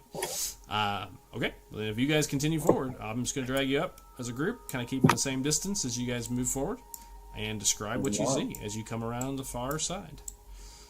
As you come around the far side, this section opens up and heads north. And you can see what appears to be giant scaffolding, metal grates, stairs that lead up into this, again, it's probably close to 50 feet tall section. And you can see some of these metal grates. You also see giant sewer openings in a couple of different directions that you can see that look like easily a person could walk through, kind of creating. This looks like some kind of central cistern that you're walking towards. What it looks like. You can see them coming from various directions, north and north and west. You can hear the hum of something still. This hum of what sounds like magic, almost pertinent magic. And Joel, as you walk forward, you can sense it's getting stronger.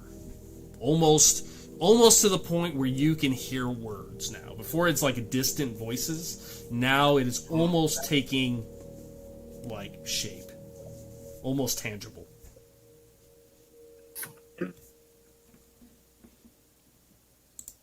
Put my arm against the wall for a second and just kind of like shake my head like I got a headache or something.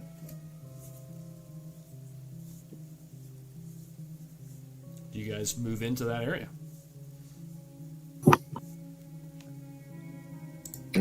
Erskine, yes. you in the front, so you guys kind of have I will slowly move in, yes, cautiously. Yeah. Change the order You got here me? a little bit. Okay. Yeah, I got it. I'm just gonna...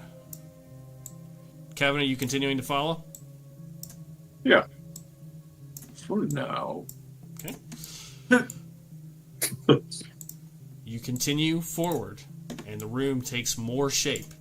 And as you come around the corner, you start to see some sort of a large piping system. This is where you start to see some things. I'm going to move you guys just in a little bit enough so you can kind of see. As you come around, and some cranking. Yep, piping and cranking. As you come around, That's the name. I'm going to stop there. You see a huge network of pipes to the left, back kind of west, and you guys should be able to see it now.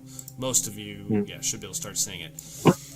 And you can see a juncture of a number of pipes kind of coming together. And what looks like smoke coming out of them. Kind of purple, almost magical, like what looks like smoke. Almost like it's an after effect from like almost like exhaust. This kind of gives that look to it. Kind of permeating the area around it. You can see this green sludge on the ground kind of scattered throughout, coming out of some of the pipes. Coming out of some of the areas. You can see that scattered throughout.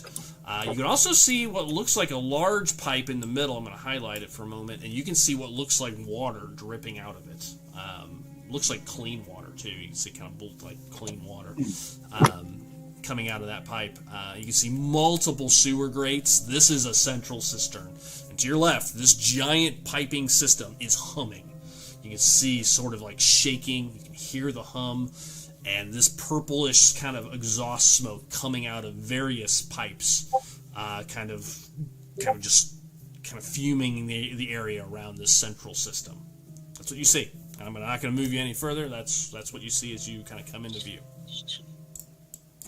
What's everybody doing? I'll start with the two that can actually see it wholly.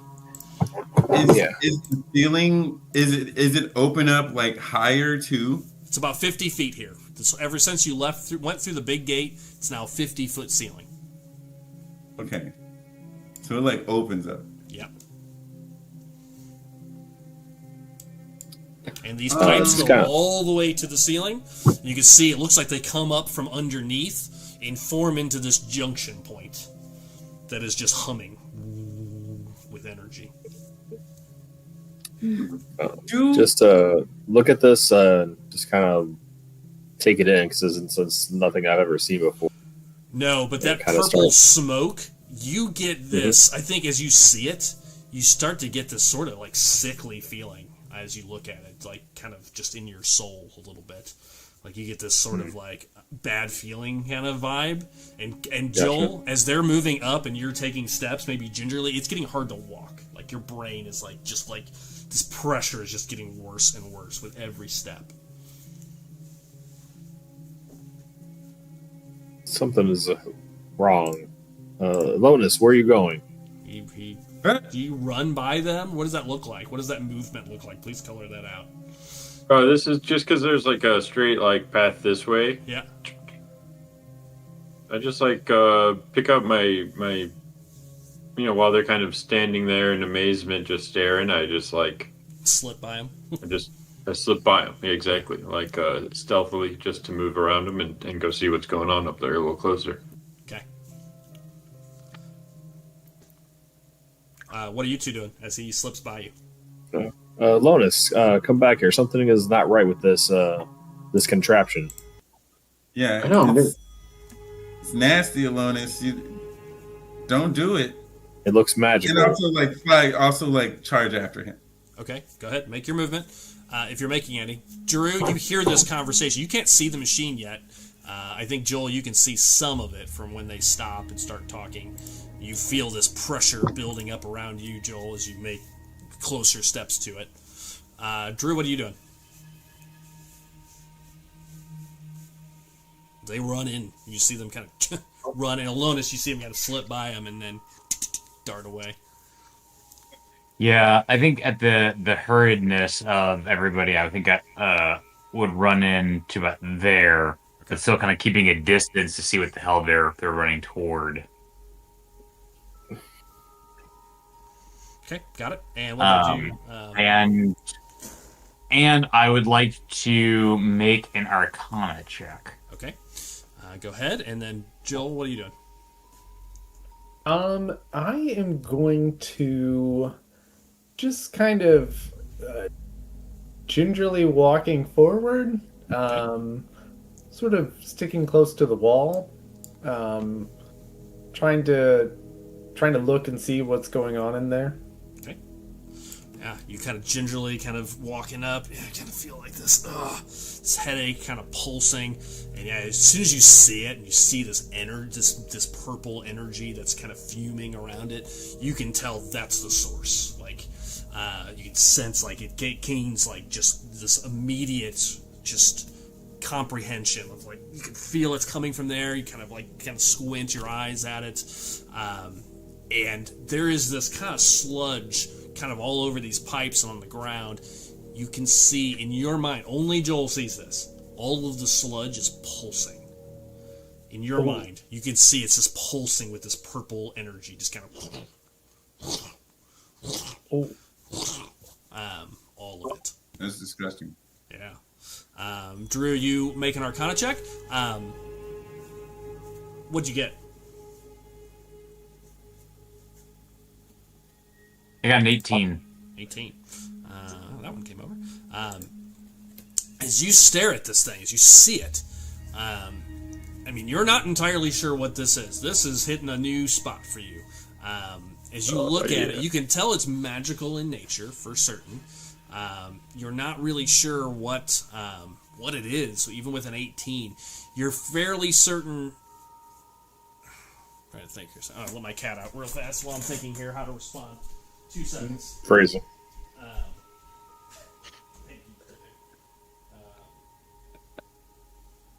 You can tell it's magical. The light from the purpleness, the purple energy, kind of gives you a sense of the Drew of the dancing light spell.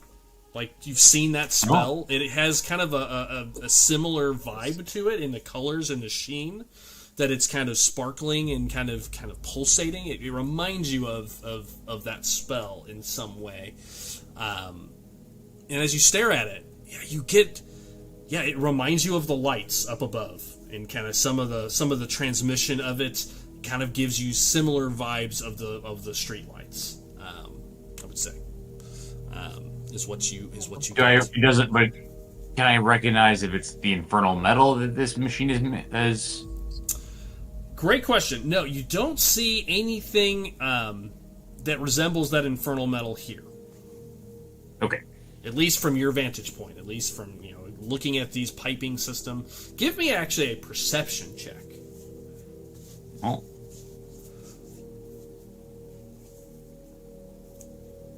Uh, 15. What you see as you look at it is on this back post, I'm going to highlight kind of on the main pipe, what you see is you can tell a similar shape of the disc kind of built into the actual metal itself. but it's 10 times larger. Oh.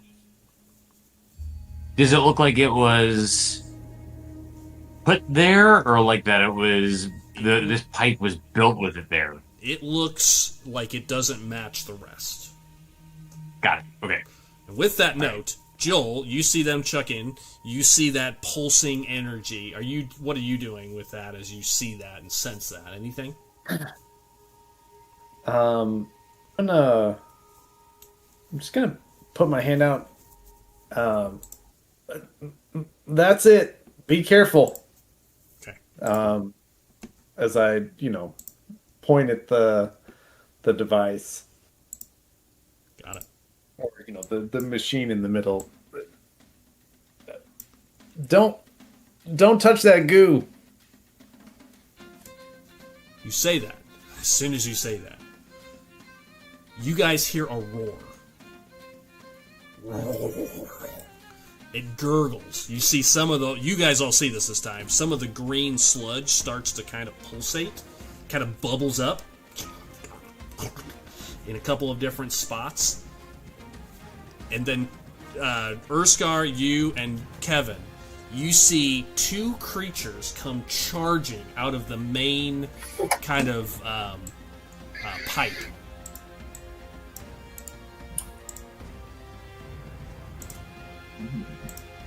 Pipe creatures. I will bring them up real quick. That's what you see.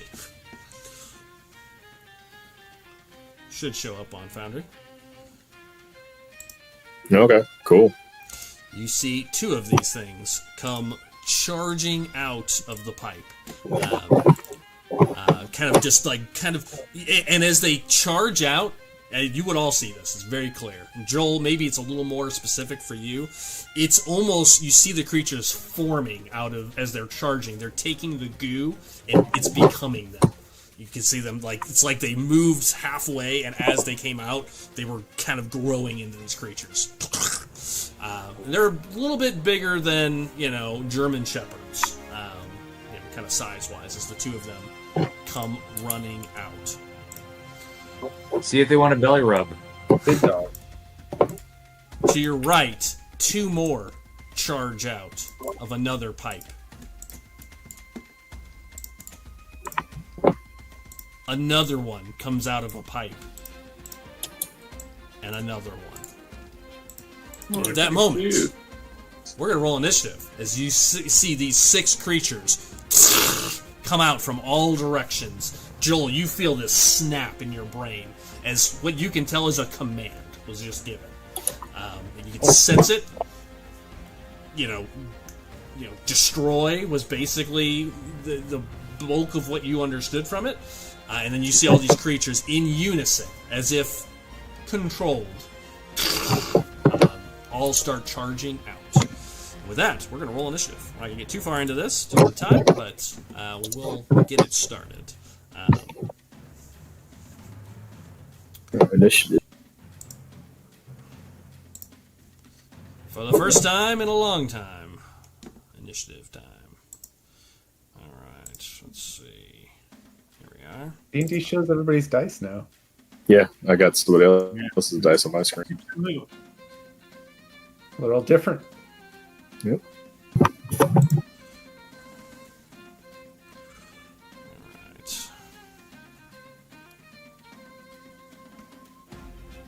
That was a cool one. Yeah, I got that one for my character. Yeah, that's neat. It looks cool. Mm-hmm.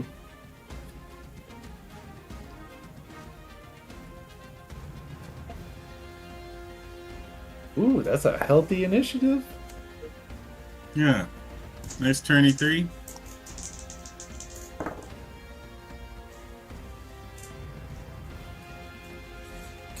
got it. Again.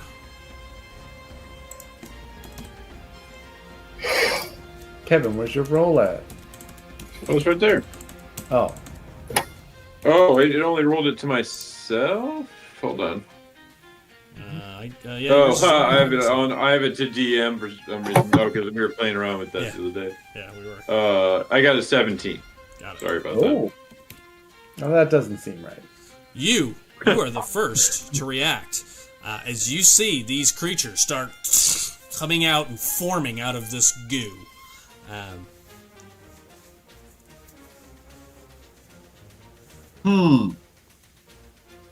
You goo. You goo. I am not goo. I am you.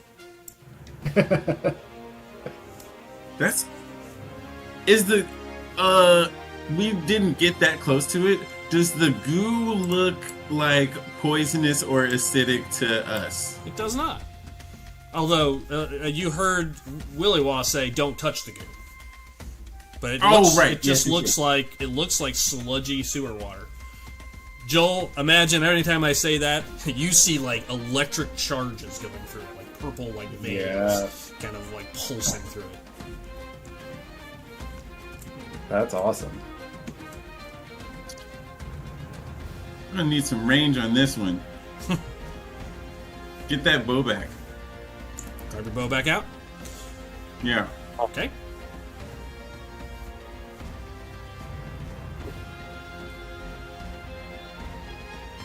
What would you like to do? And yeah, I'm from here, so I'm gonna like take off. I'm gonna fly up a bit and like forward, like kind of like in this quadrant. And I want to. So that's 15 over. So 15 over.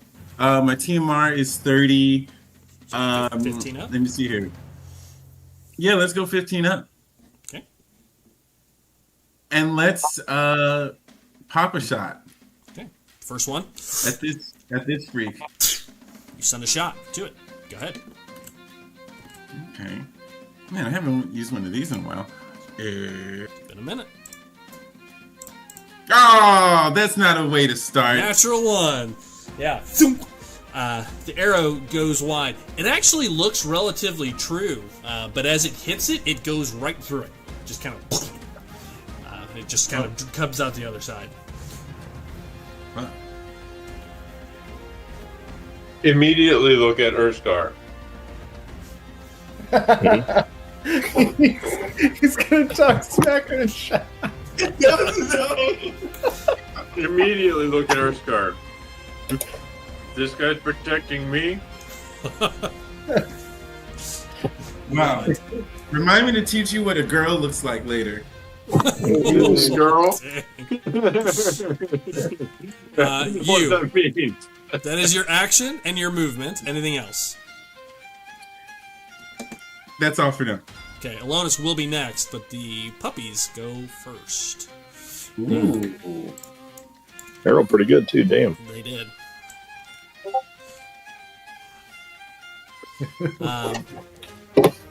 This one runs over towards you and starts snapping at your feet, trying to catch you, but it can't reach you. You just see right. So especially since you shot at it.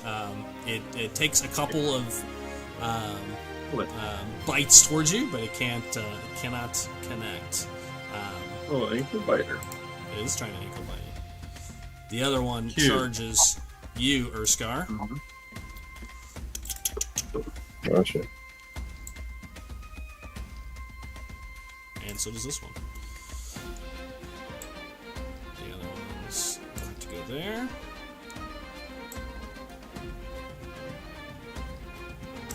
There.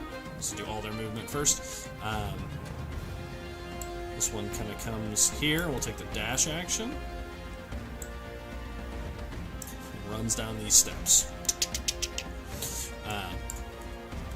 Okay, Jason, two of them come biting at you. Bite back. Yes.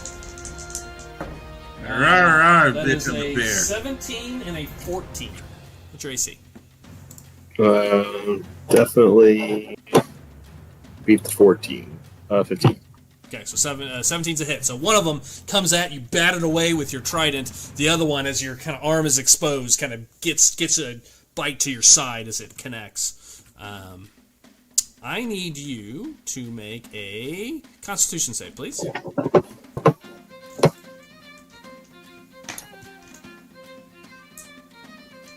24.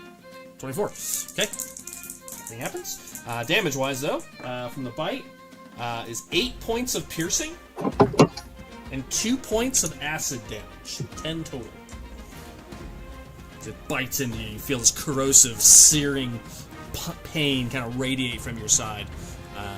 Okay, that's their whole go. And that's all of them. So, after that, it's Alonis. After Alonis, it's Urskar. Great. For Claire. So, Doug, is this one... Actually, I'm going to step up into this position next to Urskar. And I'm going to take a swing with my rapier. And attempt a... I'm going to if I hit, I'm going to attempt a defensive flourish using a bardic inspiration. Got it. So, let me roll this. That is a 25. That's a hit. Good. Very good. What kind of damage does your rapier do? Is it slashing or piercing? I think I get to choose depending on what you say next. Which is it? Piercing. Piercing. Got it. Thank you. So, firstly, I'll just do the damage. Yep, please do. Give me the piercing separate from the cold. Yes. Piercing is 10, and cold is another 4. Nice. Alright, so And 10 slashing. Okay, so... Yeah, 10 piercing. 10 piercing. So as you stab it, just like the arrow, you see it really coagulates around the blade, and you can see it doesn't have full effect, and you can sense it takes half damage from the piercing. Got it. And then how much cold? 4. 4. Got it. The cold kind of singes it. You can see it kind of freezes parts of it. As you pull the blade out, you see it breaks off part of the sludge away from it. You can tell that has full effect. Great. Okay, and then I get a D8 to add to the damage, and that'll also go to my AC. Got it. Until the end of my next turn. Smart. So that is another 4. Got it. So my AC is now 22.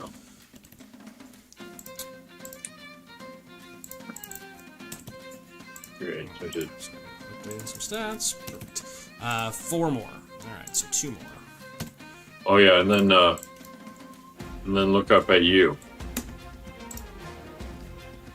That's how it's done. Got it. Alright, plus 4 to your AC. Urskar, over to you. After Urskar, it will be Willy Wonka.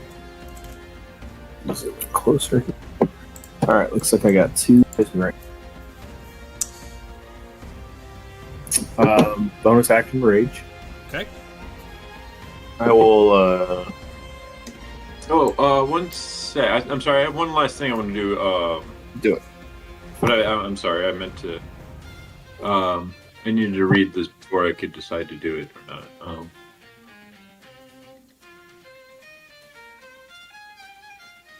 When you make meditation.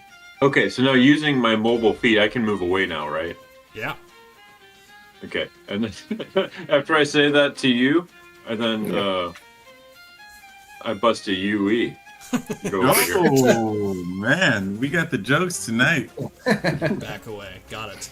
All right, Urskar, over to you. I will do 2 attacks on the one right in. Okay. Let's see. Yeah, I'll just do. They haven't been touched, right?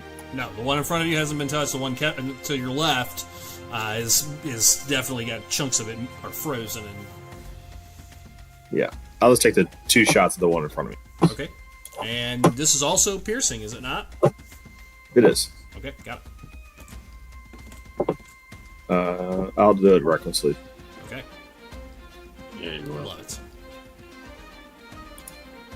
That's roll it twice, just to let you know. 'Cause 19 hit. Yes, absolutely. Okay. I didn't do advantage. This one will be the No armor, just sludgy. Yep. Yikes. 11. 11 does not hit. So 1 hit. Damn. And you get a bunch of extra damage on this since it was reckless. Correct.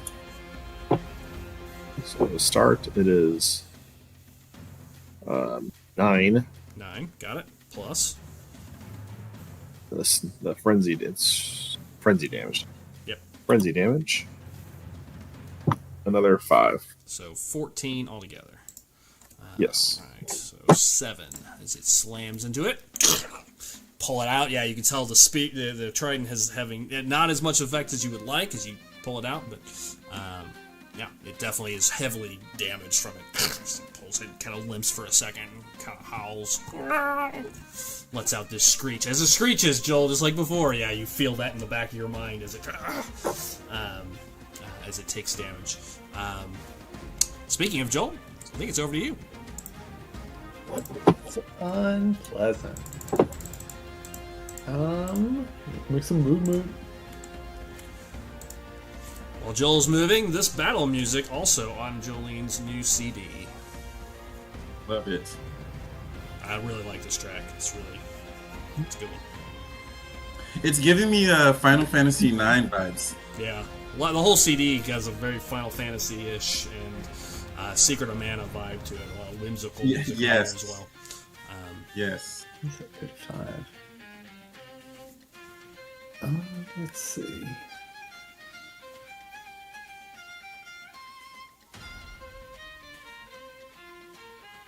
Sorry, I'm trying to just measure some distance. So Drew, you're up next.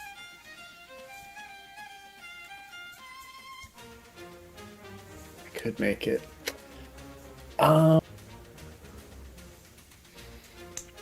No, we'll try to help out a little bit. I'll just stay here for a moment. I'm gonna take 2 shots at the one in front of Urskar. Okay. Pull back. When you pull back and take 2 shots, or is it 2 at a time, just for my own mental image here? I imagine an extra attack is 2 actual shots. Well, you can color it however you want. I don't know. I mean, 2 shots at the same time looks cooler. I'm fine with that. Kevin Costner could do it. Yeah. Are you Are these regular arrows or are these radiant arrows for you? I'm trying to remember. They're always radiant arrows. Okay. Yeah. So you could definitely shoot 2 at a time if you wanted. Simultaneously as these pull back. Hold back. Unleash. Okay.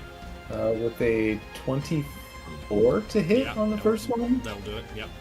And a 26 to hit on the second. Oh my gosh, 2 hits. Very nice.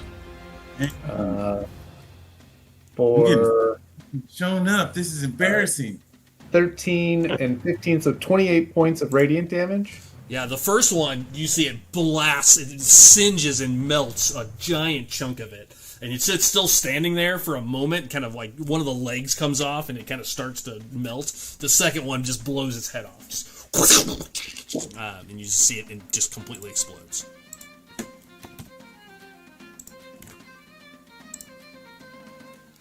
Boop. Okay. I'm gonna end my turn. Okay, Drew.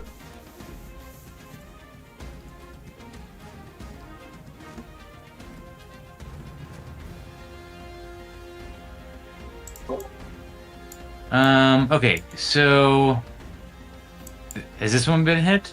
Yeah, it's got a little frozen chunk out of him. And this one's been hit. No. Technically, but no. Okay. I'm gonna try something a little different here. This one right here is going to hear a tiny little bell, and it must make a Wisdom 15 save, please. How much? 15? 15. No, does not make it. Oh. Well, in that case, it's going to take 2d12 necrotic damage. It is damage, so if that's toll the bell, it's the higher damage. Yep. Yes, it is. Nice. For whom the bell tolls. Ooh, 17. Nice. Yeah, Good roll. What does the spell look like for you, just for colors purposes? Yeah. So, like, again, my magic is like a pale, like yellow, silvery kind of color of the moon. So I would imagine, like, my hand would kind of go up. This kind of shockwave of like visible sound ripples would kind of ping from like a particular point, and it would just kind of have this kind of like wavering kind of silverish kind of glow kind of pass through, almost like an air bubble inside of a field of water. Yeah. And as the bubble goes off, you guys see it explode in white light, kind of white and gold light, and it literally gets incinerated by the blast. Us seasoned veterans are really doing some damage out here. Okay. All right, you see it explode. Drew, any movement? I don't think yes, I will move. So this place is 50 feet tall, you said? 50 feet tall, yeah. Okay. And this is a wall here? Yep, that's a wall there. You got stairs in front of you there. That lead up to one of these scaffoldings. So what I'm going to do is I'm going to run 10 feet here, and then like almost like running towards Alonis, and then almost like dart up and then run 10 feet up the wall. Oh, okay. What the? Yeah, I forgot about your wall walking boots. Yeah. So you're running past Alonis? No. Or just above him? Yes. Actually, yeah, that will kind of look cooler. So like running towards him and then like running up on the wall and then just kind of stopping like there. Like there. Yeah. Okay. Yeah, exactly. I figured out how to make it. I can walk through walls now. All right, so yeah, you climb up the wall, climb up there. Perfect. End of the round? Yep. End of round. Okay. We'll do one more round before we wrap, because that's the end of the turn. Initiative 20. Not 20. It's 23 first. You. What are you doing? Actually, at the beginning of the round, before initiative 20. Joel, roll a d4 for me, please. Oh, no. Oh, There we go. man. Oh, they changed it a little bit. Yeah. A little bit better. Oh, damn it. What'd you get? Would a 1 or a 4 be better? What'd you get? I got a 4. Oh, okay. You got a 4. Oh, man. They're piping hot. You see another one run out from the upper pipe. Why? And another one run out from another pipe. As Joel rolled it. Oh, man. Okay. Not you. right. What are you doing? As you flutter up, Okay, so this thing's nipping at your heels. I'm gonna cast. Okay, from up here, I want to cast spike growth right about here, and it's gonna be a sphere of these spikes that grow up. What's the radius? How 20. big is... It's a 20-foot sphere. Okay. Whoa. And where I didn't see where you wanted it. Pretty big. So I'm trying to get it to right like here, to sort of like. Can you see my like measurement? No, it's not letting me see that for some reason anymore. Oh, so here. Oh, there it is. This is the epicenter. All right. Yeah. So something like that. I just put it on there. Yes. Make it 20 That's feet. 20 feet, though. Yeah, I got more to do. That's big. That's what it'll look like. That's 20-foot radius. So you want it like... Oh wait, bring it down. I'm trying to get this guy too, so Okay, that's got why it. I was. something like that. Yeah. Like right at the edge of Urskar. Yeah, Okay. exactly. All right, and so to do that, you would have to pull out your sword because it comes from your sword, right? Yes, Okay. grasp the rapier. So yeah, you pull out a rapier, and you all would see it glows green as he pulls it out, or she pulls it out, kind of highlights in this green color. And what does this look like when you summon it? So I wanna do a sort of just like I'm thinking of like some anime. So I pull out the blade and I like rest it in front of me with the blade sort of between my eyes, and I speak silently a fairy incantation, and then point the rapier at the epicenter of where I want the vines to grow, and I say, "Grow." Got it. Like it. Wow. All right. Lady Pistol just handing out magical rapiers left and right. Well, he stole. Yeah, I found mine. I stole mine. Yeah. All right. Any creature that walks through it is no saves. They just take 2d4 damage for every 5 feet. Nice. It is piercing damage, unfortunately, but it does become difficult terrain as well. Okay. Yeah. You guys, but it's invisible. I was just reading it, so it's invisible on the ground. Okay. You cast that. Done. I'll note that for everyone else that it is invisible. So you're gonna have to metagame that and remember you can't see that. You mean you're gonna have to step in it and you find can out the make hard a way. perception wisdom check to see if you see it. Oh, okay. So the save is to see it. So why don't we get that out of the way for next game? Because otherwise I'll forget to do it. Can everyone make a perception save or wisdom save? Excuse me. Actually, it's a Wisdom perception save? check. It's a perception check, is what it says. Perception check. Passive is 15. It's an active check. You actually have to look for it. Nice, guys. Fail. What's your DC? Oh man. Let me see. Fail. And my perception is supposed to be amazing, by the way. Just like I really bottomed out. Oh, yeah, you sure did. So is mine. I have a +9. I rolled a 2. Perception or survival check against your- my spell save DC. Well, what is your DC? I don't know.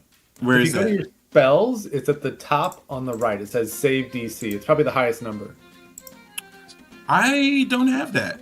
Oh, actually, here I can tell you what it is. He may not. Oh. Just because they're not a spellcaster, I may have to give the item its Oh. own save. This spell should have a DC though with it. Make it a 13 for this Let me one. see. Hold on. It's 14 depending on what the stat is. I mean, his con's 14, his dex is 14. Yeah, the spell doesn't say either. I'm going to default it to a DC of 14 for the magic Okay. item. I'll add that to the magic item later. Kind of mid-level. All right, so fail. Alonis can see it. Thank God. The main person who should see it. All right, good. All right. Turn saw over. it all. I Or see it any all. other movements, Luce? Turn is not over. I'm going to sort of like I'm gonna beeline right here. Oops. I'm gonna like dart toward the ground literally Okay. and plant myself in front of Alonis. And at the same time I land, I want to manifest Echo to my right here next to Urskar. I'm glad we got to see that. So right next to And- Luce, you see magical energy start to form. And what does it look like? What does your echo look like? I thought it just was a given, like Whatever you want to in be. the spell. Oh, damn. Okay. So imagine me, but more of like a. Oh, you remember the Frostbane shadow creature? Yep. So imagine like not full shadow, but like a deeper green version of me with like no pupils, and the hair is kind of white and still has fairy wings. And it's dressed the same way, and the jacket's a little longer. Like it. So you see this duplicate copy appear. Okay, very cool. And both facing this creature here. That's your bonus action. Yep. Okay. Yeah. All right. Turn over. Yeah. Okay. Very good. Initiative 20. The whole room shakes. Joel, you feel this pulse through your mind once again. As suddenly, let me do this. I wanted to get to this before we ended, so this is perfect. Configure. 1 second. A horse arrives. Is the yes, many horses. No. Stampede. Okay. The room begins to shake, and then right next to you, Luce, the ground, which is sort of, a little bit uneven, you see it explode out, and a giant tentacle comes out from the ground. I knew it. And you see multiple walls explode as these giant tentacles start coming out of the different walls. Sister. Yes, the tentacles. The tenties. Oh, tentacle. The screen should re-update, and you should see it. Oh, wow. Oh, fuck. As you see the walls open up and these giant tentacles start coming out of the ground from all directions, in many directions. Wowzers. Those are, that feels like a lot, Doug. Thank you. Yeah. And the sludge around the main pipe where this purple liquid or fuming is happening, you see the sludge start to take form. Kind of coagulates up, and this is what you see.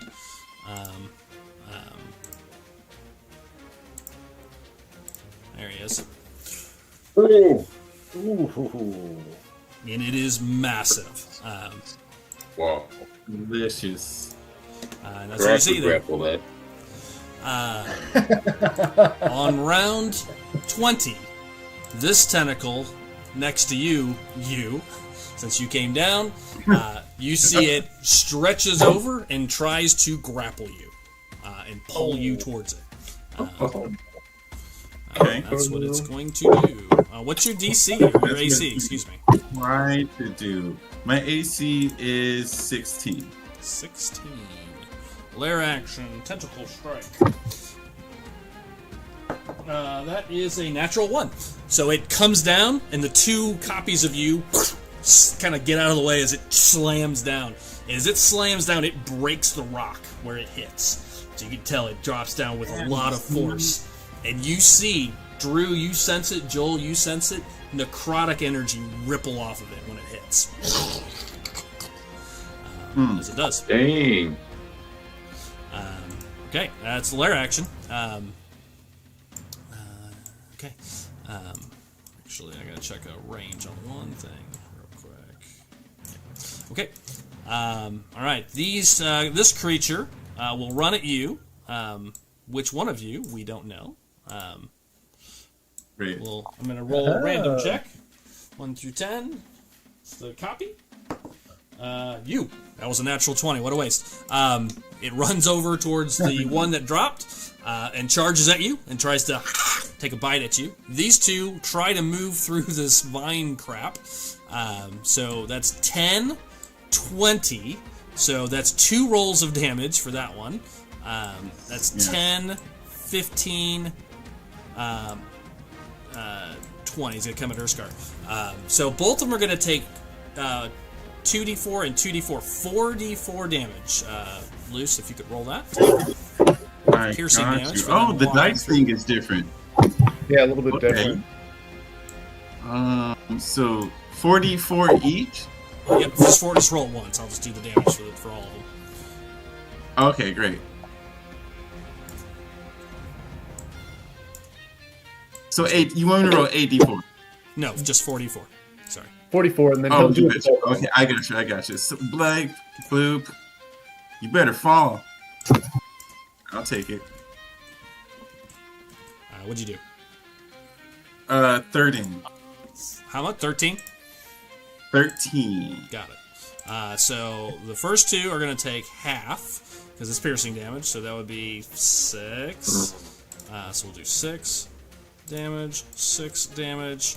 The one behind you only moved 5 feet in the back, so he'll take half of that. I'll just make that easy. So that'll be 3. The one didn't make it. So actually, no, he didn't. He also takes 3 this round. Because they're all just trying to dig through. Okay. And the one up there appeared. It's going to go 5, 10, 15, 10, 15, 20, 25. It would be on the ground, so it's not going to be here on the steps. 30. So it's coming down the steps, and it's going to action dash. 5, 10, 15, 20, 25 at you. Where's the other one go? Shoot, I lost him. 1, 2, 3. Oh, darn. No, that's all 6. That's all 6. Okay, and then this one charged at you. So Joel, he's just getting to you. He's charging at you this round. On his way, this one bites at you for a 17. What's your AC?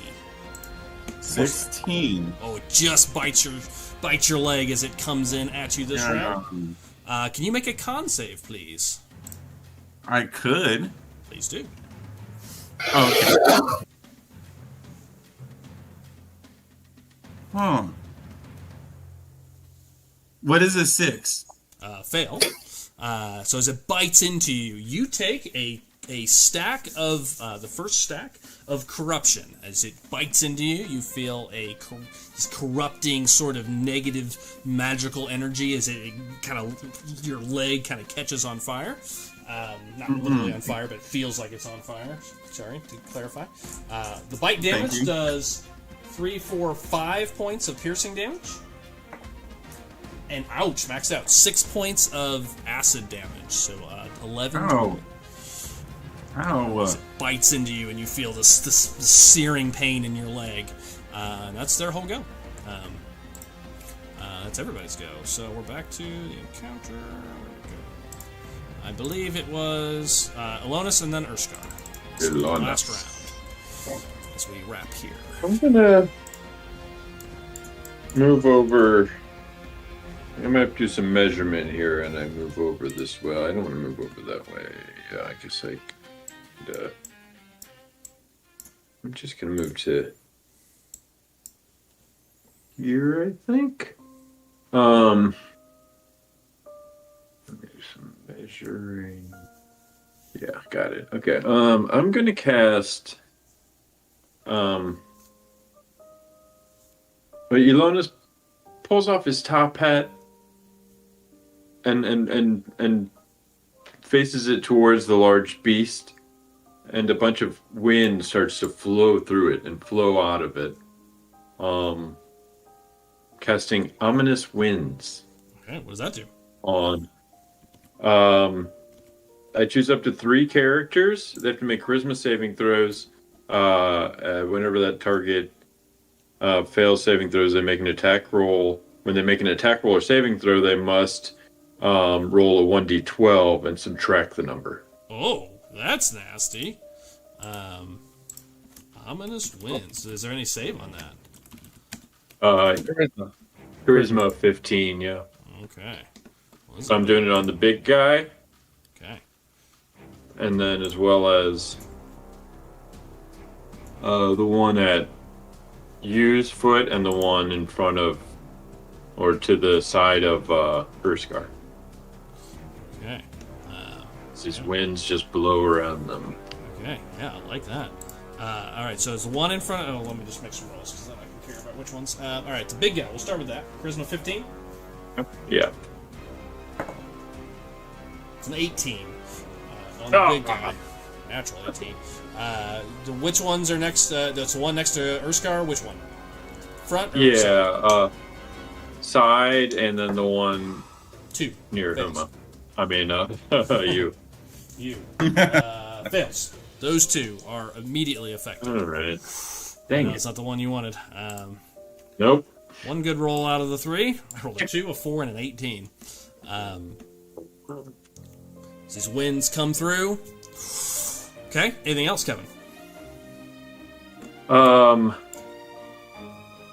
And then...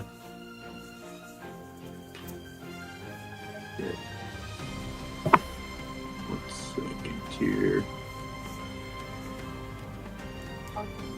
It's concentration.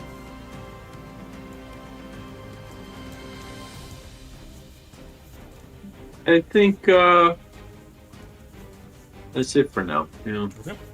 Got it. just movement and that spell. Okay. Got it. All right. After that, it is Urskar, I believe.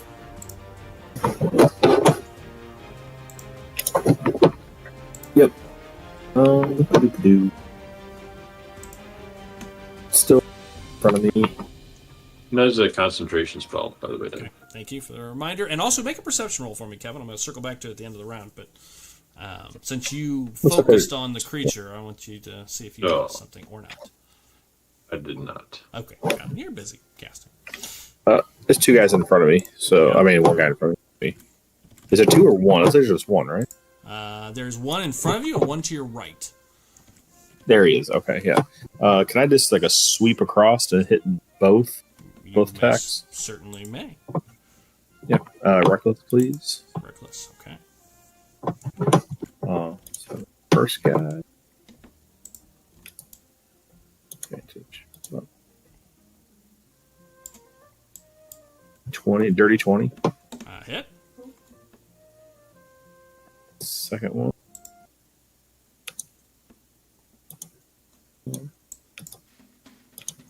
There we go. And another dirty 20. 2 hits. Yeah. First damage. 11. Right. Here's my frenzy damage. Another 8. 19. Okay. First one. And then the second one, I just get damage. Yep. Ooh, I am maxed out. 16. 17. 16. 16? Okay. Yes, 16. Same half anyways. Alright, yeah, you slice through the two of them, kind of stabbing the two of them. Both of them heavily damaged as you see some of the sludge pull away and you see it kind of cuts through them. Both heavily injured as you slash through them. Anything else, Jay? Can I bonus action? Blah, blah, blah. Sorry. Bonus action drink with that potion. Yeah. What kind?